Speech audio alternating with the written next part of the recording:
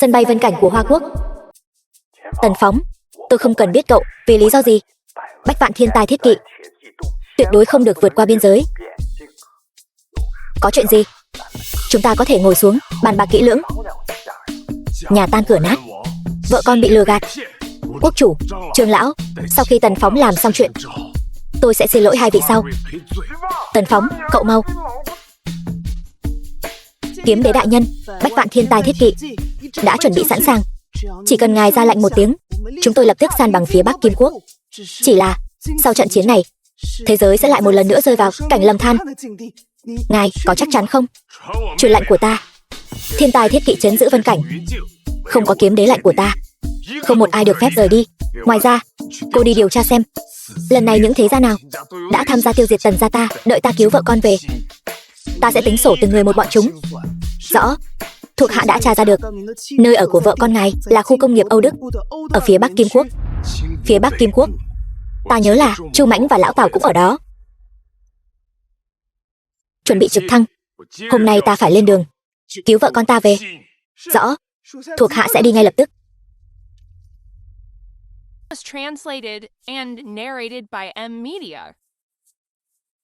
Chỉ bằng mày mà cũng dám đến địa bàn của tao gây rối sao? Vợ con tôi đâu? Mau thả họ ra. Xin lỗi nhé, chỗ bọn tao đây bắt cóc quá nhiều người. Tao không biết mày đang nói ai với ai nữa. Mày có thể ra sau núi mà tìm, nói không chừng còn có thể nhìn thấy mộ của họ đấy. Còn dám nói bậy với tôi đã điều tra rồi. Đoạn phim chính là được gửi ra từ chỗ các người. Anh dám nói vợ con tôi không ở đây sao? Mày nói người phụ nữ đó sao? Chính là ở đây. Nhưng mà bây giờ thì chắc là bị Vương Thiếu giày vò đến mức không xuống giường được rồi. Các người chán sống. Mày chẳng qua chỉ là một tên nhãi danh mà thôi, còn dám ở đây lớn tiếng hoanh hoang. Mày muốn mất mạng, tao sẽ thành toàn cho mày. Ra tay. Đừng đánh mất mạng hắn, để lại cho hắn một hơi thở thôi, để hắn nhìn cho rõ Vương Thiếu đã giày vò người phụ nữ của hắn như thế nào. Xử lý hắn.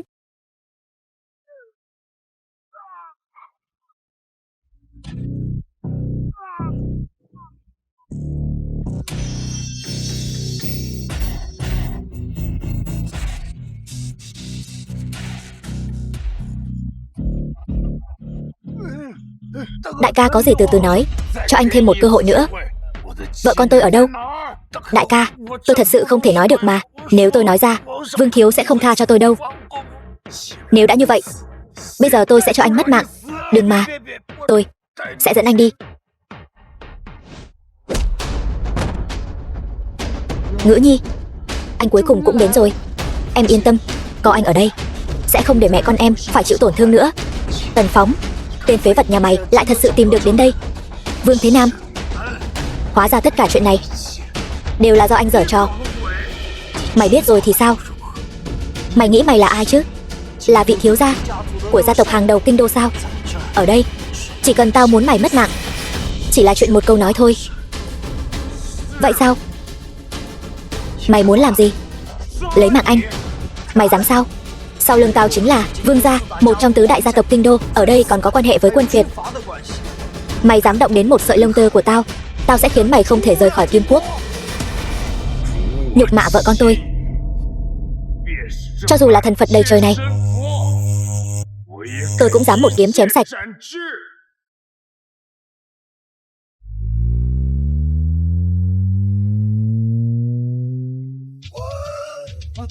Quân phiệt Cát Lợi đã đến. Hắn ta đã dẫn dắt một phương kiêu hùng của vạn quân Kim Quốc. Trên mảnh đất này, hắn chính là trời. Tần Phóng, mày không thoát được đâu. Vợ con mày cũng vậy. Cho dù là trăm vạn quân kéo đến, tôi cũng không hề sợ hãi. Huống chi, hắn chỉ là một quân phiệt nhỏ bé. Hôm nay, ngay trước mặt mọi người ở Kim Quốc, hãy để bọn chúng thấy kết cục của kẻ dám ức hiếp người nhà tôi.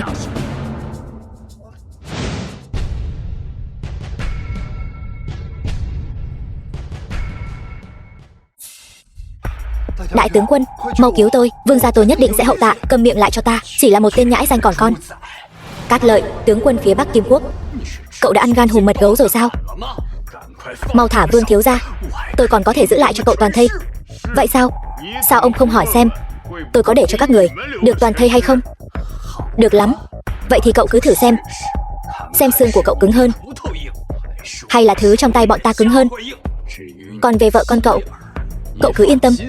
Sau khi cậu mất mạng, tôi sẽ thay cậu chăm sóc và yêu thương họ thật tốt. Nhưng mà rốt cuộc là nên nuôi dưỡng họ như thú cưng trong nhà, hay là dùng roi đánh cho đến khi mất mạng đây? Điều này thật sự khiến người ta khó mà lựa chọn đấy. Tần Phóng, anh bình tĩnh một chút. An nguy của em không quan trọng, nhưng Tiểu Ngữ tuyệt đối không thể rơi vào tay đám người xấu này nữa. Được thôi, nếu ông đã muốn người này như vậy, vậy tôi sẽ tặng cho ông. Coi như cậu biết.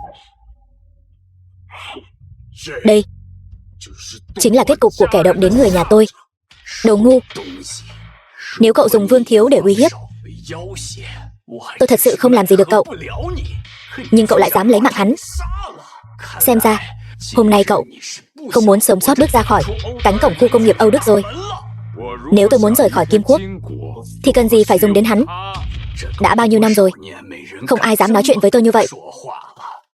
Nếu cậu đã muốn mất mạng như vậy, vậy tôi sẽ thành toàn cho cậu. Đến cả thiên sứ thần của Ưng Liên bang cũng không lấy mạng được tôi. Ông có thể làm gì được tôi? Cậu nghĩ cậu là ai? Là gia chủ của tứ đại gia tộc quyền thế ngút trời, hay là Vạn Cương kiếm đế tối cao vô thượng của Hoa Quốc? Trong mắt tôi, cậu chẳng qua chỉ là một con heo con ngu dốt vô dụng. Tứ đại gia tộc thì lại là cái thá gì? Sao ông lại biết chắc tôi không phải là Vạn Cương kiếm đế, người có thể một kiếm đẩy lùi trăm vạn quân, khiến các quốc gia trên thế giới không dám làm càn? Thật là nực cười. Võ lực của kiếm đế đứng đầu thiên hạ, thiên tài thiết kỵ do ngài ấy nắm giữ, càng có thể san bằng Kim Quốc của ta. Nếu ngài ấy thật sự đến nơi này, tôi làm sao có thể không biết? Cậu dám mạo danh ngài ấy, thật là ngu xuẩn hết thuốc chữa. Tần Phóng, chúng ta có lẽ thật sự không thể rời khỏi Kim Quốc này rồi. Em yên tâm, hôm nay chúng ta không chỉ phải rời đi, anh còn muốn bọn họ quỳ xuống tiễn chúng ta rời đi. Khẩu khí lớn thật. Hôm nay cho dù kiếm đế đích thân đến, tôi cũng nhất định phải lấy mạng cậu. Vậy sao? Vậy ông nhìn xem, đây là cái gì? Đây, kiếm đế lạnh. Kiếm đế lạnh này là lệnh bài có thể điều động được thiên tài thiết kỵ. Tương truyền kiếm đế từng cầm lệnh bài này dẫn dắt thiết kỵ săn bằng địch quốc. Không thể nào. Thần vật như thế này làm sao có thể rơi vào tay một tên binh lính nhỏ bé như cậu? Cái này nhất định là giả. Vậy ông hãy mở to mắt ra mà nhìn cho kỹ đi. Vạn trượng kiếm khí nổi lên từ mặt đất, chém lấy mạng trăm vạn kẻ địch. Kiếm khí khủng bố đến mức này, thật sự là kiếm đế lạnh. Tần Phóng chẳng qua chỉ là một binh sĩ trong đội thiên tài thiết kỵ, sao lại có lệnh bài tùy thân của kiếm đế? Chẳng lẽ thấy kiếm đế lạnh như thấy kiếm đế? Cát Lợi, còn không mau quỳ xuống. Tôi thật sự không biết ngài và kiếm đế lại có mối quan hệ như thế này. Tôi đáng mất mạng, tôi xin nhận phạt. Còn biết ngay bố là lợi hại nhất mà. Sao hả? Chẳng phải ông đã nói cho dù là kiếm đế đích thân đến cũng không bảo vệ được tôi sao? Có cần tôi điều động lệnh bài này để thiên tài thiết kỵ kéo đến, để các người biết được thế nào là quân đội thiên triều và cơn thịnh nộ của lôi đình không? Không dám. Tôi chẳng qua chỉ là một con kiến hôi, còn không bằng rác rưởi, sao dám làm phiền thiên quân của kiếm đế? Tất cả còn đứng ngây ra đó làm gì, còn không mau nhường đường để Tần đại nhân rời đi. Vậy thì tôi tạm thời tha cho ông một mạng. Nhưng nơi này gây họa cho bách tính, tàn hại vô số người, tôi thấy không có lý do để giữ lại nữa. Tiểu nhân biết phải làm gì rồi. Các ngươi đều không hiểu lời Tần đại nhân nói sao? Còn không mau phá hủy nơi này đi. Từ đường Tần ra. Cha, mẹ, là con bất hiếu, đã không bảo vệ tốt cho hai người. Cha mẹ hãy yên lòng, hung thủ đã sát hại Tần gia chúng ta, con sẽ không bỏ qua một kẻ nào. Đại nhân cũng đừng quá đau lòng, chắc hẳn Lạnh Tôn Lạnh Đường cũng không muốn nhìn thấy ngài như thế này. Niệm Ảnh đâu, cô ấy thế nào rồi? Đại nhân đừng lo lắng, họ chỉ bị kinh sợ một chút thôi. Tôi đã dặn người đi sắc thuốc rồi, sau khi uống thuốc họ đã ngủ rồi. Kiếm đế đại nhân, chuyện tôi bảo cô điều tra đến đâu rồi? Bẩm kiếm đế, Tần gia thời gian trước bị vây sát hại diệt môn, có liên quan đến 3 đại thế gia khác ở kinh đô. Đoán không sai, quả nhiên là bọn chúng. Kiếm đế đại nhân, Còn một chuyện nữa, thuộc hạ không biết, lấp là lấp lửng làm gì, nói mau. Hàn gia của phu nhân dường như cũng tham gia vào chuyện này. Hàn gia, bọn họ cũng tham gia sao? Tuy nhiên, Hàn phu nhân có lẽ vẫn chưa biết chuyện này. Đại nhân, ngài định đi đâu? Đã biết hung thủ là ai rồi? Đương nhiên là phải đi báo thù, đại nhân. Đừng hành động thiếu suy nghĩ, vương gia này hiện là thế gia đứng đầu kinh đô, có ảnh hưởng sâu rộng. Đương nhiên, ngài có thể dễ dàng tiêu diệt bất kỳ gia tộc nào, nhưng khó tránh khỏi việc để lại sơ hở cho người khác nắm thóp. Hơn nữa, dễ dàng đánh rắn động cỏ. 3 ngày sau, vương gia này sẽ tổ chức một cái gọi là đại hội tuyển chọn thế gia. 3 gia tộc còn lại đều sẽ tham gia. Chi bằng vào lúc đó hãy quyết định có nên ra tay hay không. Phải đó, Kiếm Đế đại nhân. Được, vậy tôi sẽ nhẫn nhịn thêm 3 ngày nữa. Các người về trước đi, để tôi ở một mình một lát. Tôi muốn ở bên cạnh cha mẹ một chút.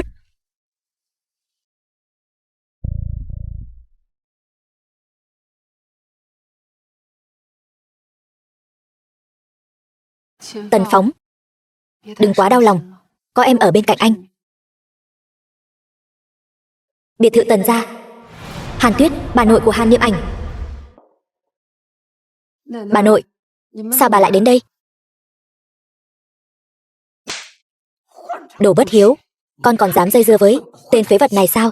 Hôm nay ta đến đây là để bảo con rời khỏi cái tên này. Bà nói vậy là có ý gì? Có ý gì mày nghe còn không hiểu sao?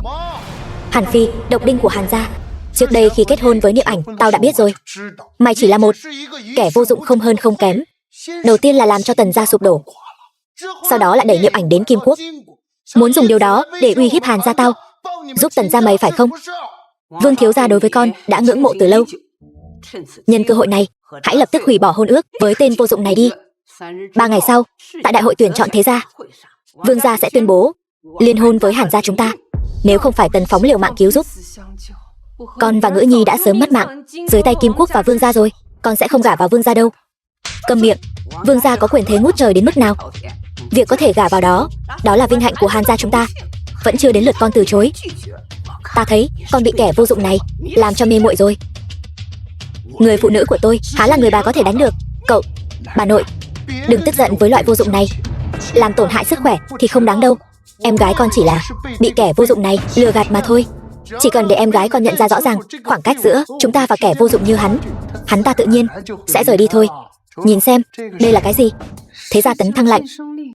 Thế gia Tấn Thăng lệnh do quốc chủ ban hành, có thể khiến thế gia bình thường tiến vào kinh đô, là lệnh bài của tứ đại thế gia. Coi như tiểu tử mày có chút kiến thức. Hiện tại Hàn gia bọn tao đã đạt được hợp tác với Vương gia. Từ nay về sau sẽ một bước lên trời. Đúng rồi, suýt chút nữa quên mất. Tao nhớ lệnh bài này vốn dĩ là của Tần gia phải không? Đáng tiếc, hiện tại Tần gia đã hoàn toàn bị diệt vong, chỉ còn lại một mình kẻ vô dụng không thể nâng đỡ nổi là mày thôi. Chỉ là một lệnh bài nhỏ bé mà thôi, tôi chưa từng để vào mắt. Nếu tôi muốn Tần gia trở lại tứ đại thế gia, chẳng qua chỉ là chuyện một lời nói. Chỉ bằng một lời nói của cậu có thể khiến Tần gia đã bị diệt vong, một lần nữa tiến vào tứ đại gia tộc. Nực cười. Chắc cậu sẽ không nói rằng gia chủ Vương gia có quan hệ rất tốt với cậu chứ? Vương gia tính là cái thá gì? Cho dù là gia chủ Vương gia, trước mặt tôi cũng phải quỳ xuống cúi đầu. Tiểu tử, e rằng mày ở biên cương bị người ta đánh hỏng đầu rồi phải không? Bà nội, đừng nói nhảm với hắn ta nữa, mau chóng đưa Niệm Ảnh đi thôi. Tôi không đi, tôi là người phụ nữ của Tần Phóng, tôi sẽ không gả vào Vương gia. Hỗn láo, đến lúc đó ta biết ăn nói thế nào với Vương trưởng sự đây. Con muốn chọc tức mất mạng ta sao? Bà ơi, chẳng lẽ bà đã quên Tần Phóng đã mang lại cho Hàn gia chúng ta bao nhiêu sự giúp đỡ rồi sao? Chẳng lẽ bà muốn nhân lúc Tần gia đang lúc xa cơ thất thế nhất mà giở cho dậu đổ bìm leo sao? Giúp đỡ gì cơ? Một kẻ có gia tộc bị diệt môn như hắn cũng xứng giúp đỡ chúng ta sao? Xem ra Hàn gia các người không chỉ mặt dày mà ngay cả đầu óc cũng không được minh mẫn cho lắm.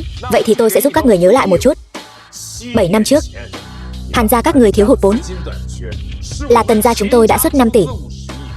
6 năm trước, gia chủ Hàn gia các người bệnh nặng, cũng là Tần gia chúng tôi đã gửi tặng cho các người một đóa Thiên Sơn Tuyết Liên ngàn năm tuổi, trị giá 1 tỷ. Vậy mà bây giờ Hàn gia các người lại chưa trả lại một xu nào. Sao hả? Chẳng lẽ còn muốn tôi tiếp tục nói nữa sao? Những thứ này so với Tấn Thăng lệnh của Vương gia thì có đáng là gì?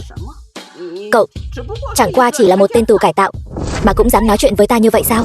Bà nói bậy. Đó là do Vương Thế Nam và Phong Hiền hãm hại tôi. Hãm hại mày? 5 năm trước, 3 đại gia tộc đã công khai chuyện này cho mọi người biết rồi. Mày còn ở đây ngụy biện, kẻ hãm hại tôi, kẻ diệt sát Tần gia tôi sẽ không tha cho bất kỳ ai, kể cả Hàn gia các người, những kẻ đã tham gia vào chuyện này. Được thôi, vậy thì bọn tao sẽ ngồi chờ sự trở lại của Tần đại công tử. Nhưng hôm nay nhất định phải đưa Niệm Ảnh đi. Người đâu? Mời tiểu thư về nhà. Nếu Niệm Ảnh không muốn đi thì không ai được phép ép buộc cô ấy. Với địa vị hiện tại của chúng tôi, việc muốn đưa đại tiểu thư Hàn ra đi còn phải bàn bạc với cậu sao? Chúng tôi đích thân đến tận cửa đòi người, đó là nể mặt cậu rồi. Đừng được voi đòi tiên. Dù thế nào đi nữa, Niệm Ảnh cũng sẽ gả cho Vương Thế Nam vào 3 ngày sau. Cái gì? Vương Thế Nam sao?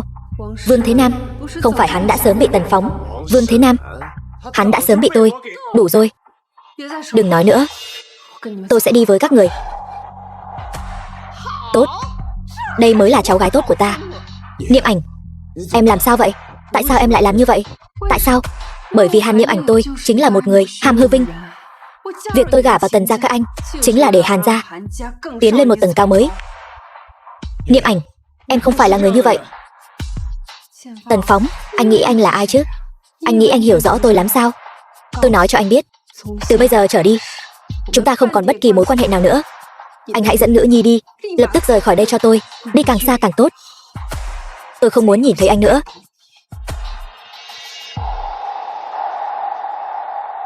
Xin lỗi. Chỉ có như vậy anh mới có thể sống sót. Phế vật, mày đã biết khoảng cách giữa chúng ta chưa? Nếu biết điều, hãy mang theo tiền và nhanh chóng rời đi. The film was translated and narrated by M Media.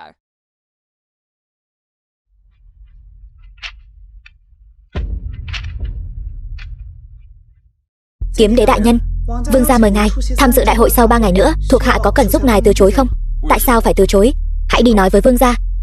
3 ngày sau, ta nhất định sẽ đến đúng hẹn. Vâng. Khoan đã, ta có một việc muốn cô đi làm. Ta muốn tặng cho vương gia một món quà lớn. Vâng, thuộc hạ sẽ đi ngay lập tức. Niệm Ảnh, anh biết em đang nghĩ gì rồi. Yên tâm đi, 3 ngày sau anh sẽ đến đón em về nhà. Tứ đại thế gia, các người nên trả giá rồi. Trước cửa phòng tiệc, đứng lại, đồ không biết điều. Anh không biết hôm nay là đại hội tuyển chọn thế gia do vương gia tổ chức sao? Ai cho phép anh mang vũ khí vào hả? Mau đặt kiếm xuống cho tôi. Dù quốc chủ đích thân đến cũng không thể khiến tôi đặt lưỡi kiếm xuống. Một đội trưởng bảo an nhỏ bé như cậu cũng xứng sao? Chỉ bằng anh mà cũng xứng để so sánh với quốc chủ sao? Thư mời của anh đâu?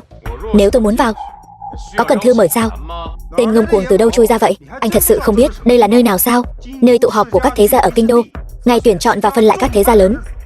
Không có thư mời, anh cũng muốn vào sao? Tôi thấy anh đúng là chán sống. Xông lên cho tôi. Đây chẳng phải là đại thiếu gia của Tần gia sao? Sao thế?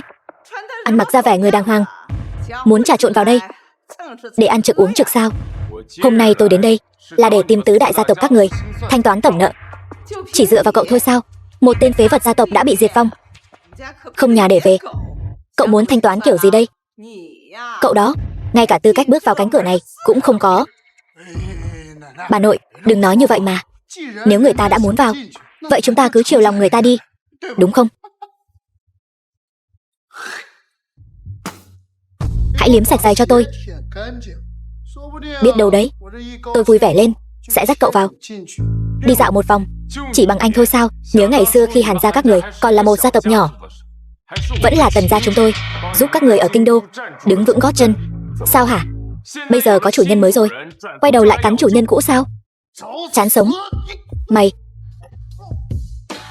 Tần Phóng, mày dám đánh tao? Tôi không chỉ đánh anh, tôi còn phải dẫm lên đầu anh mà bước vào. Tao, đồ khốn nạn, tao lấy mạng mày. Tao. Đừng vội chán sống thế chứ. Chờ một lát, tôi sẽ cùng các người tính tổng nợ một thể.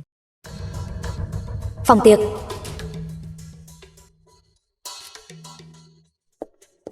Sao anh lại đến đây? Em không phải đã bảo anh đi rồi sao? Niệm Ảnh, anh biết em đang lo lắng điều gì. Hôm nay anh đến đây chính là để đưa em về nhà. Anh hồ đồ quá. Nhân lúc bây giờ chưa có ai phát hiện ra anh mau đi đi. Nếu không thì Vương gia sẽ không tha cho anh đâu. Anh đi đi, không sao đâu. Đây chẳng phải là đại thiếu gia Tần gia ngày xưa sao? Triệu Thánh, một trong tứ đại kinh đô. Tôi nhớ là cách đây không lâu, Tần gia các người chẳng phải đã bị diệt môn rồi sao? Cậu làm sao vào được đây? Cái tên khốn này không chỉ xông vào mà còn muốn đánh tôi nữa. Các vị, hắn ta chính là kẻ đến đây gây rối. Đó là do anh đáng bị đánh. Anh quả nhiên là một tên vô dụng không làm được trò trống gì.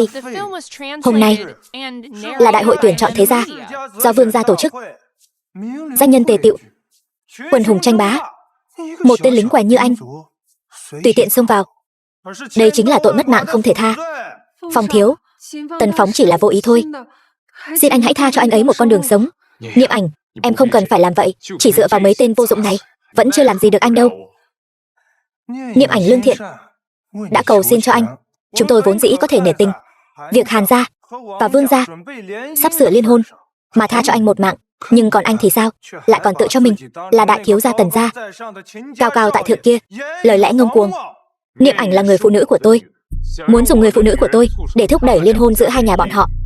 Bọn họ cũng không xem xét mình có xứng đáng hay không. Tần Phóng, anh điên rồi sao? Hôm nay những người có mặt ở đây đều là tông môn hàng đầu ở kinh đô. Chỉ cần anh đắc tội với một người thôi, Hàn gia chúng ta cũng không bảo vệ nổi anh đâu. Niệm Ảnh, con mau lại đây cho ta, tránh xa cái tên vô dụng đó ra một chút. Con muốn Hàn gia chúng ta cũng phải chịu đựng cơn thịnh nộ của Vương gia sao? Bản lĩnh chẳng có bao nhiêu mà giọng điệu lại không hề nhỏ. Tần Phóng, cậu vẫn ngông cuồng như trước. Tiểu tử, mày là cái thá gì mà dám sỉ nhục Vương gia? Lập tức quỳ xuống xin lỗi.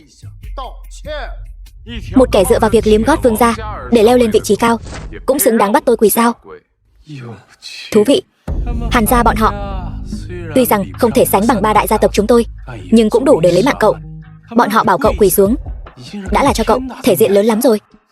Cậu lại dám không quỳ? Đừng nói là Hàn gia, ngay cả tứ đại gia tộc các người cộng lại cũng còn lâu mới đủ tư cách. Tần Phóng, anh đừng nói nữa được không? Anh cứ cúi đầu nhận lỗi với họ đi. Anh nghĩ đến nữ nhi đi. Anh muốn con bé còn nhỏ như vậy đã phải mất cha sao? Niệm Ảnh, anh đã nói rồi, chỉ dựa vào bọn họ vẫn chưa xứng. Tần Phóng, tôi nể mặt Niệm Ảnh, cho anh một cơ hội. Quỳ xuống, phục tùng tôi có thể xem xét để anh sống sót rời khỏi đây. Tuyệt vời. Để đại thiếu gia Tần gia ngày xưa trở thành một tên tay sai nghe lời. Chuyện này thật sự rất thú vị. Làm tay sai, đó chẳng phải là sở trường của các người sao? Tôi không hề hứng thú. Anh, nếu anh đã muốn mất mạng đến vậy, tôi sẽ thành toàn cho anh. Muốn lấy mạng tôi, tốt nhất là cậu nên nghĩ xem làm thế nào để sống sót qua đêm nay đã. Khẩu khí lớn thật đấy. Tôi lại muốn xem anh làm cách nào để tôi không sống nổi qua đêm nay. Người đâu? Phong thiếu, hôm nay là ngày quan trọng, quyết định xếp hạng của ba đại gia tộc chúng ta. Hà tất phải chấp nhặt với một tên vô dụng như thế này? Các người tính là cái thá gì? Cũng xứng đứng ngang hàng với Tần gia tôi. Tần Phóng, mày. Vương gia, Triệu gia, Phong gia, Hàn gia. Tuy nhiên có một câu các người nói quả thực không sai. Nơi này quả thật không có chỗ cho Tần gia tôi. Chỗ của Tần gia tôi là ở đây.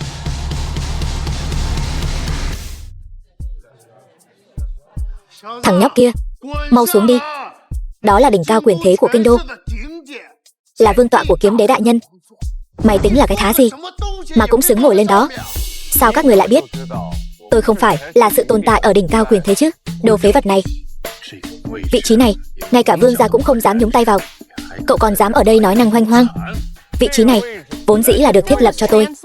Nếu tôi không có tư cách ngồi ở đây thì ai còn có tư cách ngồi vào vị trí này nữa? Tôi thấy hôm nay hắn ta chính là muốn dùng cái mạng này của hắn để phá hoại toàn bộ đại hội. Người đâu? Mau đuổi hắn xuống cho tôi. Tần Phóng, Anh mau xuống đi, anh đã đắc tội với toàn bộ quyền quý khắp kinh đô rồi đấy. Nếu còn dám xúc phạm thiên uy của kiếm đế nữa, e rằng quốc chủ đến cũng không bảo vệ được anh đâu. Đừng vội vàng chứ, tôi vẫn chưa xem đủ đâu. Nhìn hắn kìa, cái bộ dạng như một tên hề, thật là thú vị biết bao. Chờ vương trưởng sự vừa đến, tôi đã có thể tưởng tượng ra cái cảnh hắn quỳ xuống cầu xin tha thứ rồi. Vương Châu, lão thất phu đó trước mặt tôi cũng chỉ xứng cúi đầu xưng thần thôi.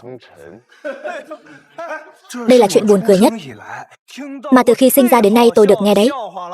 Hiện nay vương gia là đứng đầu tứ đại gia tộc, lại có người thần bí chống lưng, hôm nay càng được kiếm đế đại nhân sủng ái tin tưởng. Anh lại dám nói vương trưởng sự chỉ xứng cúi đầu xưng thần với anh. Anh ngồi ở vị trí đó, anh thật sự cho rằng anh là kiếm đế thật sự sao? Tần Phóng, không lẽ cậu vì chuyện Tần gia bị diệt môn nên đầu óc không còn tỉnh táo nữa rồi sao? Nếu các người không tin, chi bằng cứ gọi Vương Châu đích thân đến thử xem sao. Khẩu khí lớn thật. Cung nghênh vương gia trưởng sự. Tần Phóng, tôi vốn còn muốn chiêm ngưỡng thêm một chút màn trình diễn như hề của anh, nhưng bây giờ vương trưởng sự đã đến rồi. Ngày tàn của anh cũng đã tới rồi. Hôm nay không phải là ngày tàn của tôi, mà là ngày tàn của tứ đại gia tộc các người. Được thôi, vậy tôi sẽ chờ xem anh làm thế nào dùng cái miệng của mình để chu cho tôi mất mạng. Tần Phóng, em biết anh không cam lòng, em biết anh muốn báo thù cho Tần gia, nhưng bây giờ ngay cả mạng sống của chính anh cũng không giữ được nữa rồi. Niệm Ảnh, em yên tâm, từ nay về sau không ai có thể động đến chúng ta. Hôm nay lẽ ra phải là bọn họ cầu xin anh tha cho bọn họ một mạng mới đúng. Ghê gớm, thật là ghê gớm. Thiếu gia Tần của gia tộc Hào Môn, số một ngày xưa, cậu quả thật là mình đầy ngạo khí đấy. Nhưng tôi nghĩ cậu đã nhầm lẫn một chuyện rồi. Hiện tại người nắm quyền tứ đại Hào Môn kinh đô không phải là Tần gia các người, mà là vương gia tôi. Đó là do ông dùng thủ đoạn đê tiện mà cướp đoạt được. Hôm nay tôi sẽ lấy lại tất cả. Hy vọng lát nữa cậu vẫn còn có thể nói ra lời này. Vương trưởng sự, tôi đồng ý gả cho vương gia. Tôi xin ông tha cho Tần Phóng một con đường sống. Niệm Ảnh, em không cần cầu xin hắn, từ nay về sau không ai dám động đến chúng ta nữa. Đồ ngu, con vẫn còn vì cái tên không biết trời cao đất dày này mà lên tiếng sao? Con muốn Hàn gia chúng ta cũng đi theo vết xe đổ của Tần gia sao? Hàn trưởng sự, không cần phải như vậy. Hôm nay là ngày vương gia tôi nắm quyền quản lý kinh đô, càng là ngày con trai tôi cùng Hàn tiểu thư kết thông gia. Tôi sẽ nể mặt Hàn tiểu thư lần này. Cậu hãy tự bước xuống từ trên đó rồi bỏ ra khỏi đây. Hôm nay Vương Thế Nam không thể đến. Cậu, rốt cuộc cậu đã làm gì con trai tôi rồi? Tần Phóng, anh điên rồi sao? Anh muốn vương gia biết anh đã lấy mạng Vương Thế Nam sao? Làm như vậy anh sẽ mất mạng đấy. Cho dù anh muốn mất mạng, anh có nghĩ đến nữ nhi không? Niệm Ảnh, em cứ yên tâm, mọi thứ đều nằm trong tầm kiểm soát của anh. Hôm nay tôi đến đây chỉ vì một chuyện. Năm xưa Vương Thế Nam bày kế hãm hại tôi, đó là ý của ông sao? Phải thì sao nào? Xem ra việc Tần gia tôi bị diệt vong, tứ đại thế gia kinh đô các người đều không thể thoát khỏi liên can rồi. Năm đó Tần gia bị diệt môn chính là do chúng tôi làm. Nếu muốn trách hãy trách người cha vô dụng kia của cậu. Ông ta quá cứng nhắc. Vốn dĩ chúng tôi có thể cùng nhau phát tài, nhưng ông ta lại cứ muốn ngăn cản, chặn đường tài lộc của người khác, chẳng khác nào lấy mạng cha mẹ người ta.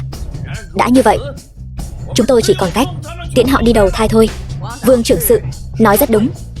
Tần gia cứng nhắc dẫn đến việc mấy gia tộc chúng tôi những năm qua cứ mãi dậm chân tại chỗ. Vì ông ta không chịu nhường lại vị trí đứng đầu thế gia nên đáng phải mất mạng. Vương trưởng sự anh minh thần võ có thể thay thế Tần gia các người, anh nên cảm thấy vinh hạnh mới phải. Cha tôi chỉ là không muốn đồng lõa với các người mà thôi. Có lỗi gì chứ? Các người vậy mà vì tiền tài trước mắt diệt khẩu 50 người Tần gia tôi. Tội đáng phải mất mạng. Chỉ dựa vào cậu mà còn muốn định tội chúng ta sao? Tất cả những người có mặt hôm nay, phàm là kẻ có tội, tôi tuyệt đối sẽ không tha, sẽ tính sổ từng người một.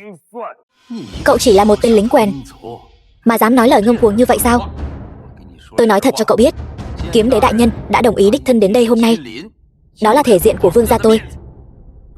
Có kiếm đế đại nhân chống lưng, cho dù là Tần gia các người ở thời kỳ toàn thịnh, cũng chỉ trong chớp mắt là có thể khiến nó tan thành cho bụi. Huống chi là cậu, bây giờ chỉ là một kẻ đáng thương không còn gì cả. Chưa nói đến vương gia, chỉ riêng bữa tiệc này thôi, bất kỳ một quyền quý nào muốn lấy mạng anh cũng chỉ là chuyện một câu nói. Nếu anh biết điều, ngoan ngoãn bước xuống, chúng tôi có thể giữ lại cho anh một cái xác toàn vẹn. Quyền quý trong buổi tiệc này, sao tôi nhìn khắp nơi toàn là một lũ tép diêu vô dụng thế này. Trưởng sự Vương, đừng phí lời với cái tên nhóc này nữa, kẻo làm chậm trễ tiến trình bình thường của đại hội. Đúng vậy, nếu để kiếm đến nhìn thấy, ngài ấy sẽ nghĩ chúng ta làm việc không hiệu quả. Nói có lý. Tần Phóng, nể tình Tần gia trước đây, tôi vốn định tha cho cậu một mạng. Không ngờ cậu lại nhiều lần xúc phạm tôi, là cậu tự mình chán sống. Không trách được chúng tôi. Hôm nay tôi sẽ nhân danh người đứng đầu tứ đại gia tộc ở kinh đô, ban hành cho cậu lệnh tuyệt sát, lên trời xuống đất, cửu thiên bát hoang, không mất mạng không thôi. Triệu gia tôi đồng ý chấp hành, khiến người này mất mạng không có đất chôn thân. Phong gia tôi cũng đồng ý chấp hành, khiến người này đường sống tuyệt diệt. Hàn gia chúng tôi cũng vậy. Tần Phóng, tứ đại gia tộc đồng thời ban hành lệnh tuyệt sát, cho dù là thần tiên đến cũng không có cách nào cứu được anh đâu. Oai phong thật đấy. Vương gia các người quả thực là quá oai phong rồi. Biết sợ rồi chứ, chỉ tiếc là bây giờ anh muốn quỳ xuống cầu xin tha thứ thì đã muộn rồi. Hôm nay tôi cứ ngồi ở đây, tôi xem các người ai dám động vào tôi, dù chỉ một chút. Hắn điên rồi, hoàn toàn điên rồi. Tôi thấy tên phế vật này bị kích động quá mạnh, bị tâm thần rồi. Ở đây mà còn mơ giấc mộng hão huyền, đứng trên vạn người chỉ dưới một người sao? Lệnh tuyệt sát đã ban ra, cậu bây giờ trong mắt tôi chỉ là một cái xác mất mạng. Hôm nay nể tình vương gia tôi sắp lên ngôi vị đứng đầu thế gia, tôi sẽ cho cậu thêm một cơ hội nữa. Cậu mau xuống đây cho tôi. Người đâu? Mau bắt cái tên nhóc này, kéo xuống khỏi đó cho ta, đánh phế tay chân hắn, lấy ra lấy gân hắn. Dừng tay. Các người thật to gan. Trương bộ trưởng, sao ông ấy lại đến đây? Trương bộ trưởng là một trong 5 vị bộ trưởng đấy, bình thường chỉ phục vụ riêng quốc chủ thôi. Ông ấy sao lại đến đại hội này chứ? Xem ra chắc chắn là biết được vương gia đã đứng đầu tứ đại gia tộc, nên đặc biệt đến đây chúc mừng. Sau đêm nay vương gia sẽ bay lên, Hàn gia ta cũng sẽ đi theo, gà chó cùng lên trời.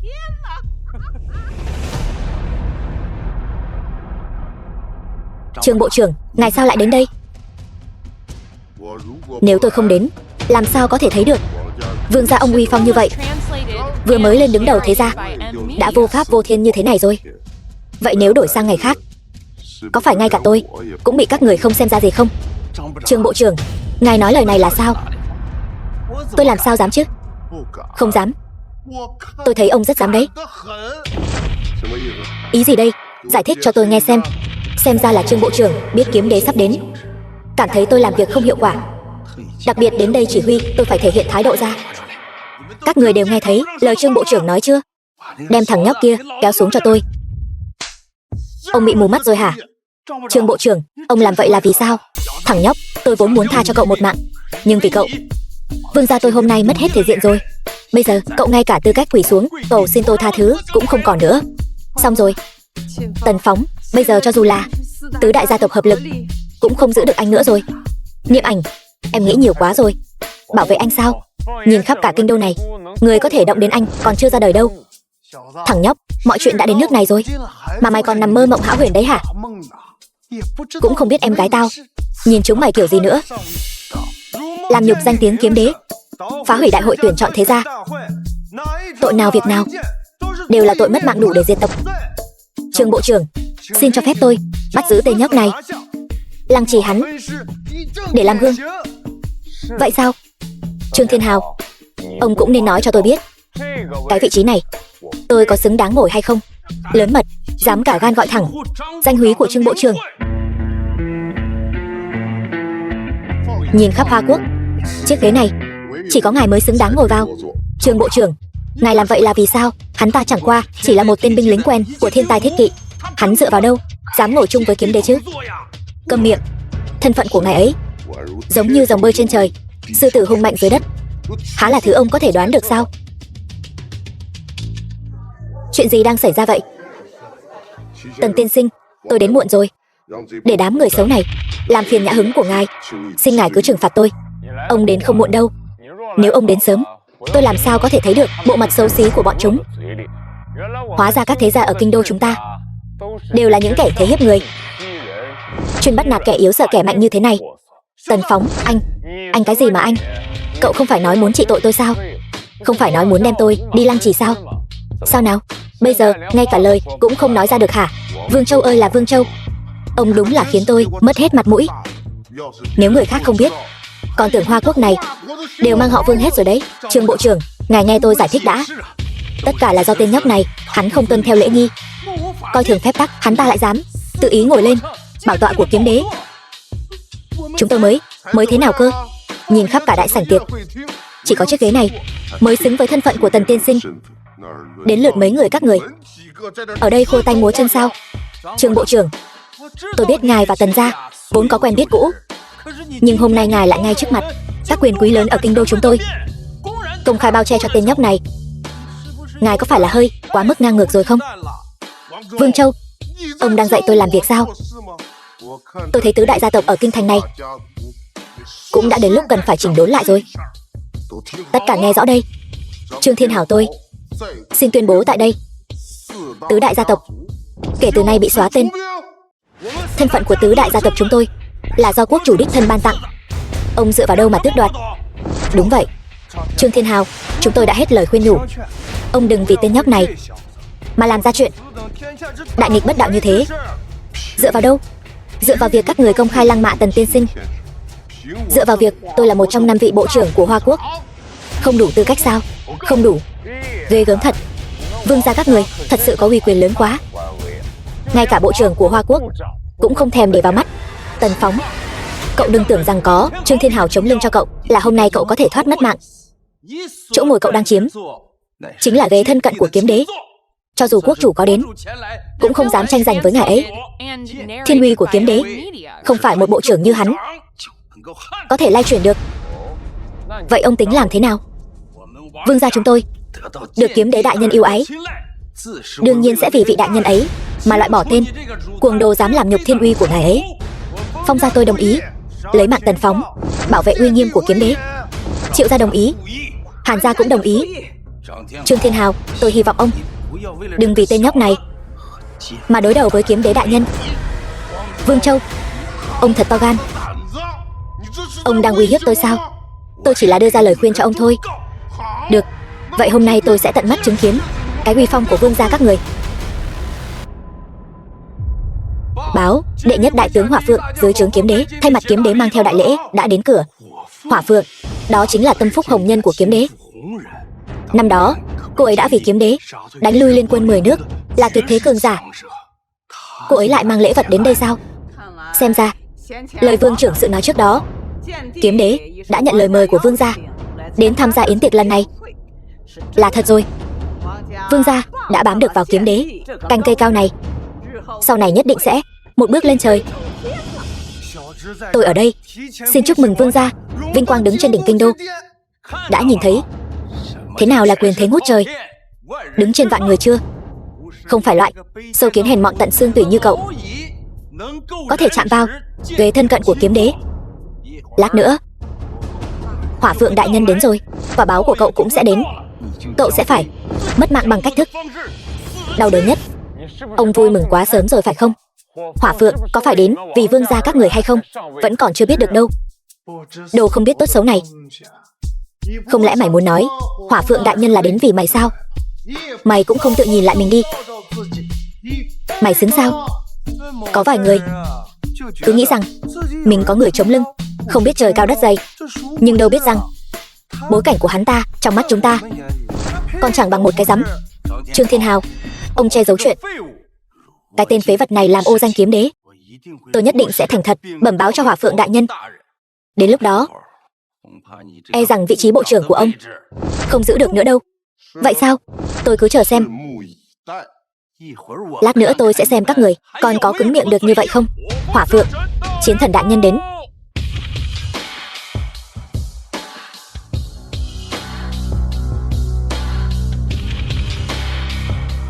Cung nghênh Hỏa Phượng đại nhân đích thân giá lâm. Hỏa Phượng đại nhân, cô đã đến rồi. Kiếm đế đại nhân bận rộn công vụ, ta nhận ủy thác của kiếm đế đại nhân, thay mặt ngài ấy đến đây. Cảm ơn ý tốt của kiếm đế đại nhân. Cái tên này, hắn dựa vào việc có Trương Thiên Hào chống lưng, phá hoại yến tiệc của chúng tôi, còn ngang nhiên chiếm đoạt bảo tọa của kiếm đế đại nhân. Kính mong Hỏa Phượng đại nhân giáng xuống thần phạt, đem hai người này tru sát tại đây. Tần Phóng, sao cậu còn chưa chịu bước xuống? Hỏa Phượng đại nhân đại diện kiếm đế đến đây, cậu còn dám ngồi trên bảo tọa của kiếm đế sao? Có phải cậu muốn ngay trước mặt sỉ nhục kiếm đế đại nhân không?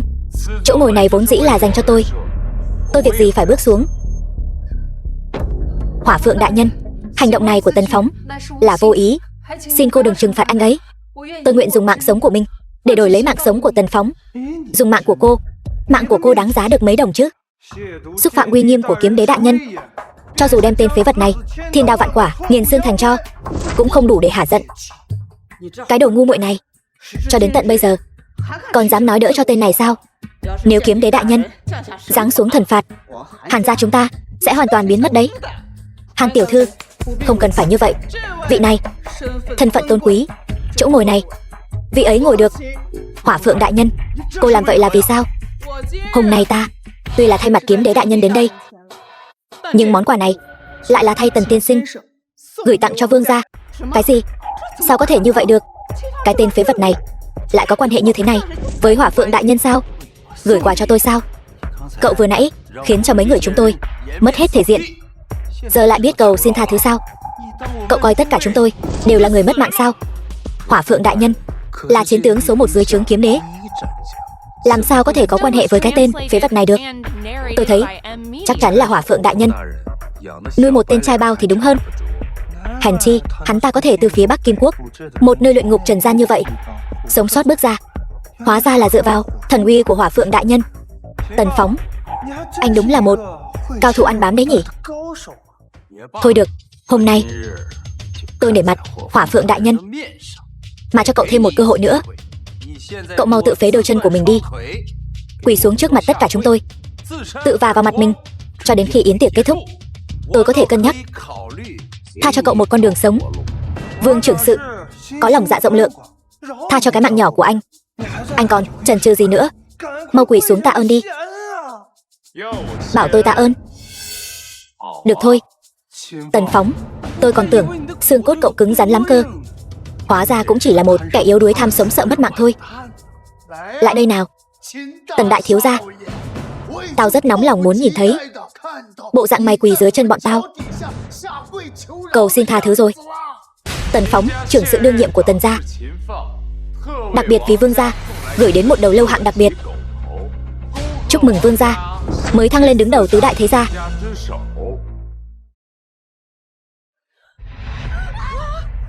Vương Châu, ông không phải vẫn luôn tìm con trai ông sao? Hôm nay tôi sẽ gửi thủ cấp của hắn đến đây để giải nỗi khổ tương tư của ông. Nam Nhi,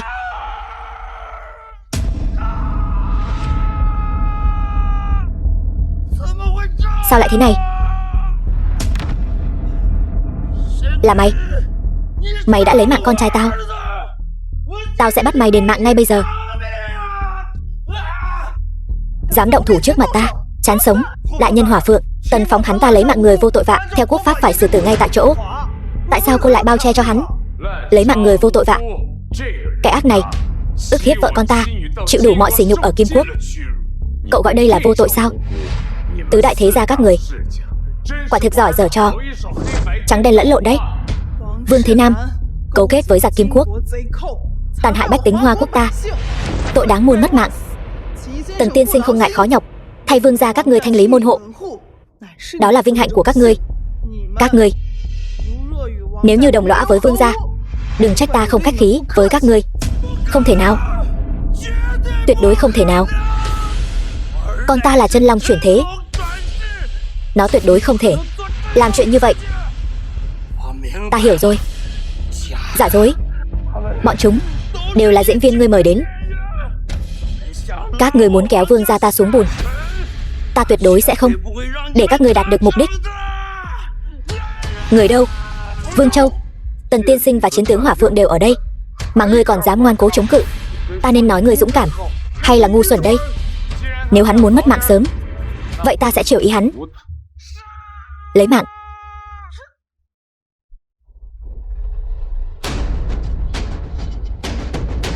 Kể từ hôm nay, kinh đô sẽ không còn vương gia nữa. Muốn vương gia chúng ta biến mất, ngươi nằm mơ đi. Đợi đến khi vị đại nhân kia hoàn thành kế hoạch, kiếm đế có đến cũng không bảo vệ được các ngươi. Đến lúc đó, các ngươi đừng hòng sống sót. Đại nhân, chẳng lẽ sau lưng vương gia còn có người khác sao? Là ai? Nói mau. Hắn là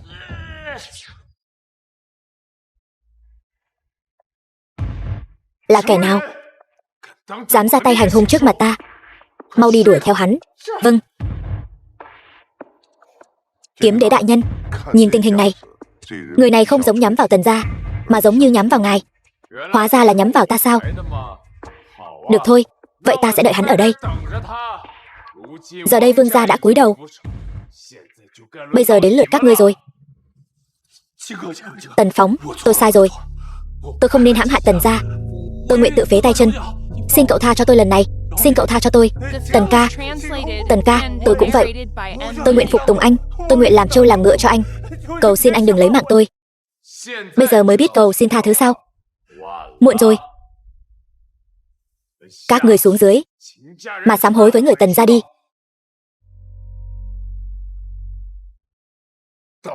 Đến lượt ngươi rồi. Anh Phóng, tôi là anh ruột của Niệm Ảnh, cũng coi như một nửa người nhà của anh. Anh không thể lấy mạng tôi đâu đúng không? Niệm Ảnh, bà sai rồi. Con giúp chúng ta cầu xin Tần Phóng tha thứ đi. Chúng ta là người nhà của con mà. Con đành lòng nhìn chúng ta mất mạng trước mặt con sao? Tần Phóng, anh tha cho họ lần này đi. Hàn Tuyết, bà tuổi đã cao, ta tha cho bà một mạng. Còn ngươi, tội mất mạng có thể miễn, tội sống khó thoát. Hãy đi biên cương tòng quân cho ta, vì nước mà cống hiến sức lực. Cảm ơn, đã không lấy mạng. Ảnh Nhi, chúng ta về nhà thôi.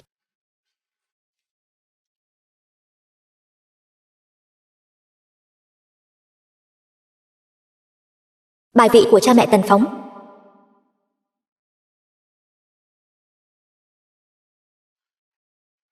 Ba, mẹ, con đã giúp mọi người báo thù rửa hận rồi.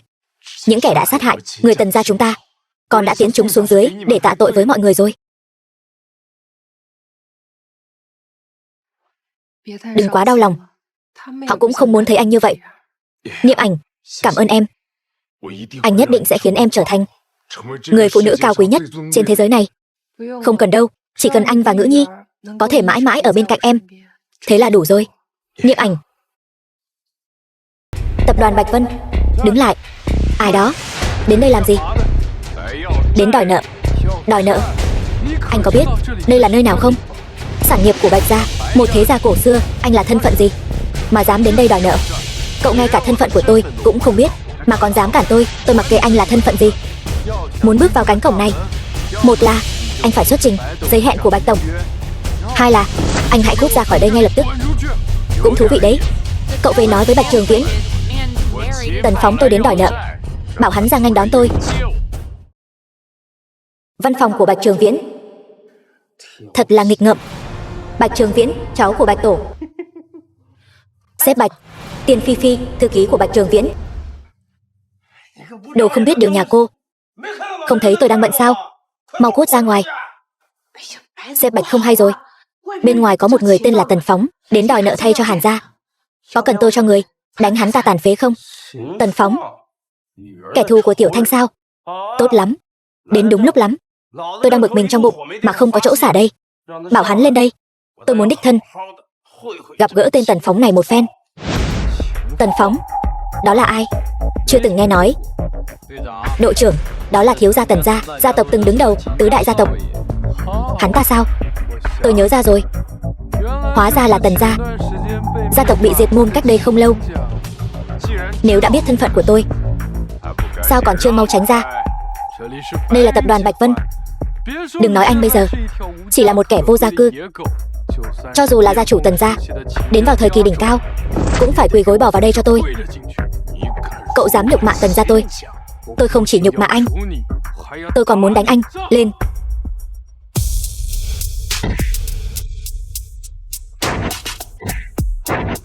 Tôi là em họ của Bạch Tổng. Nếu anh dám động đến một sợi lông tơ của tôi, Bạch Tổng sẽ không tha cho anh đâu.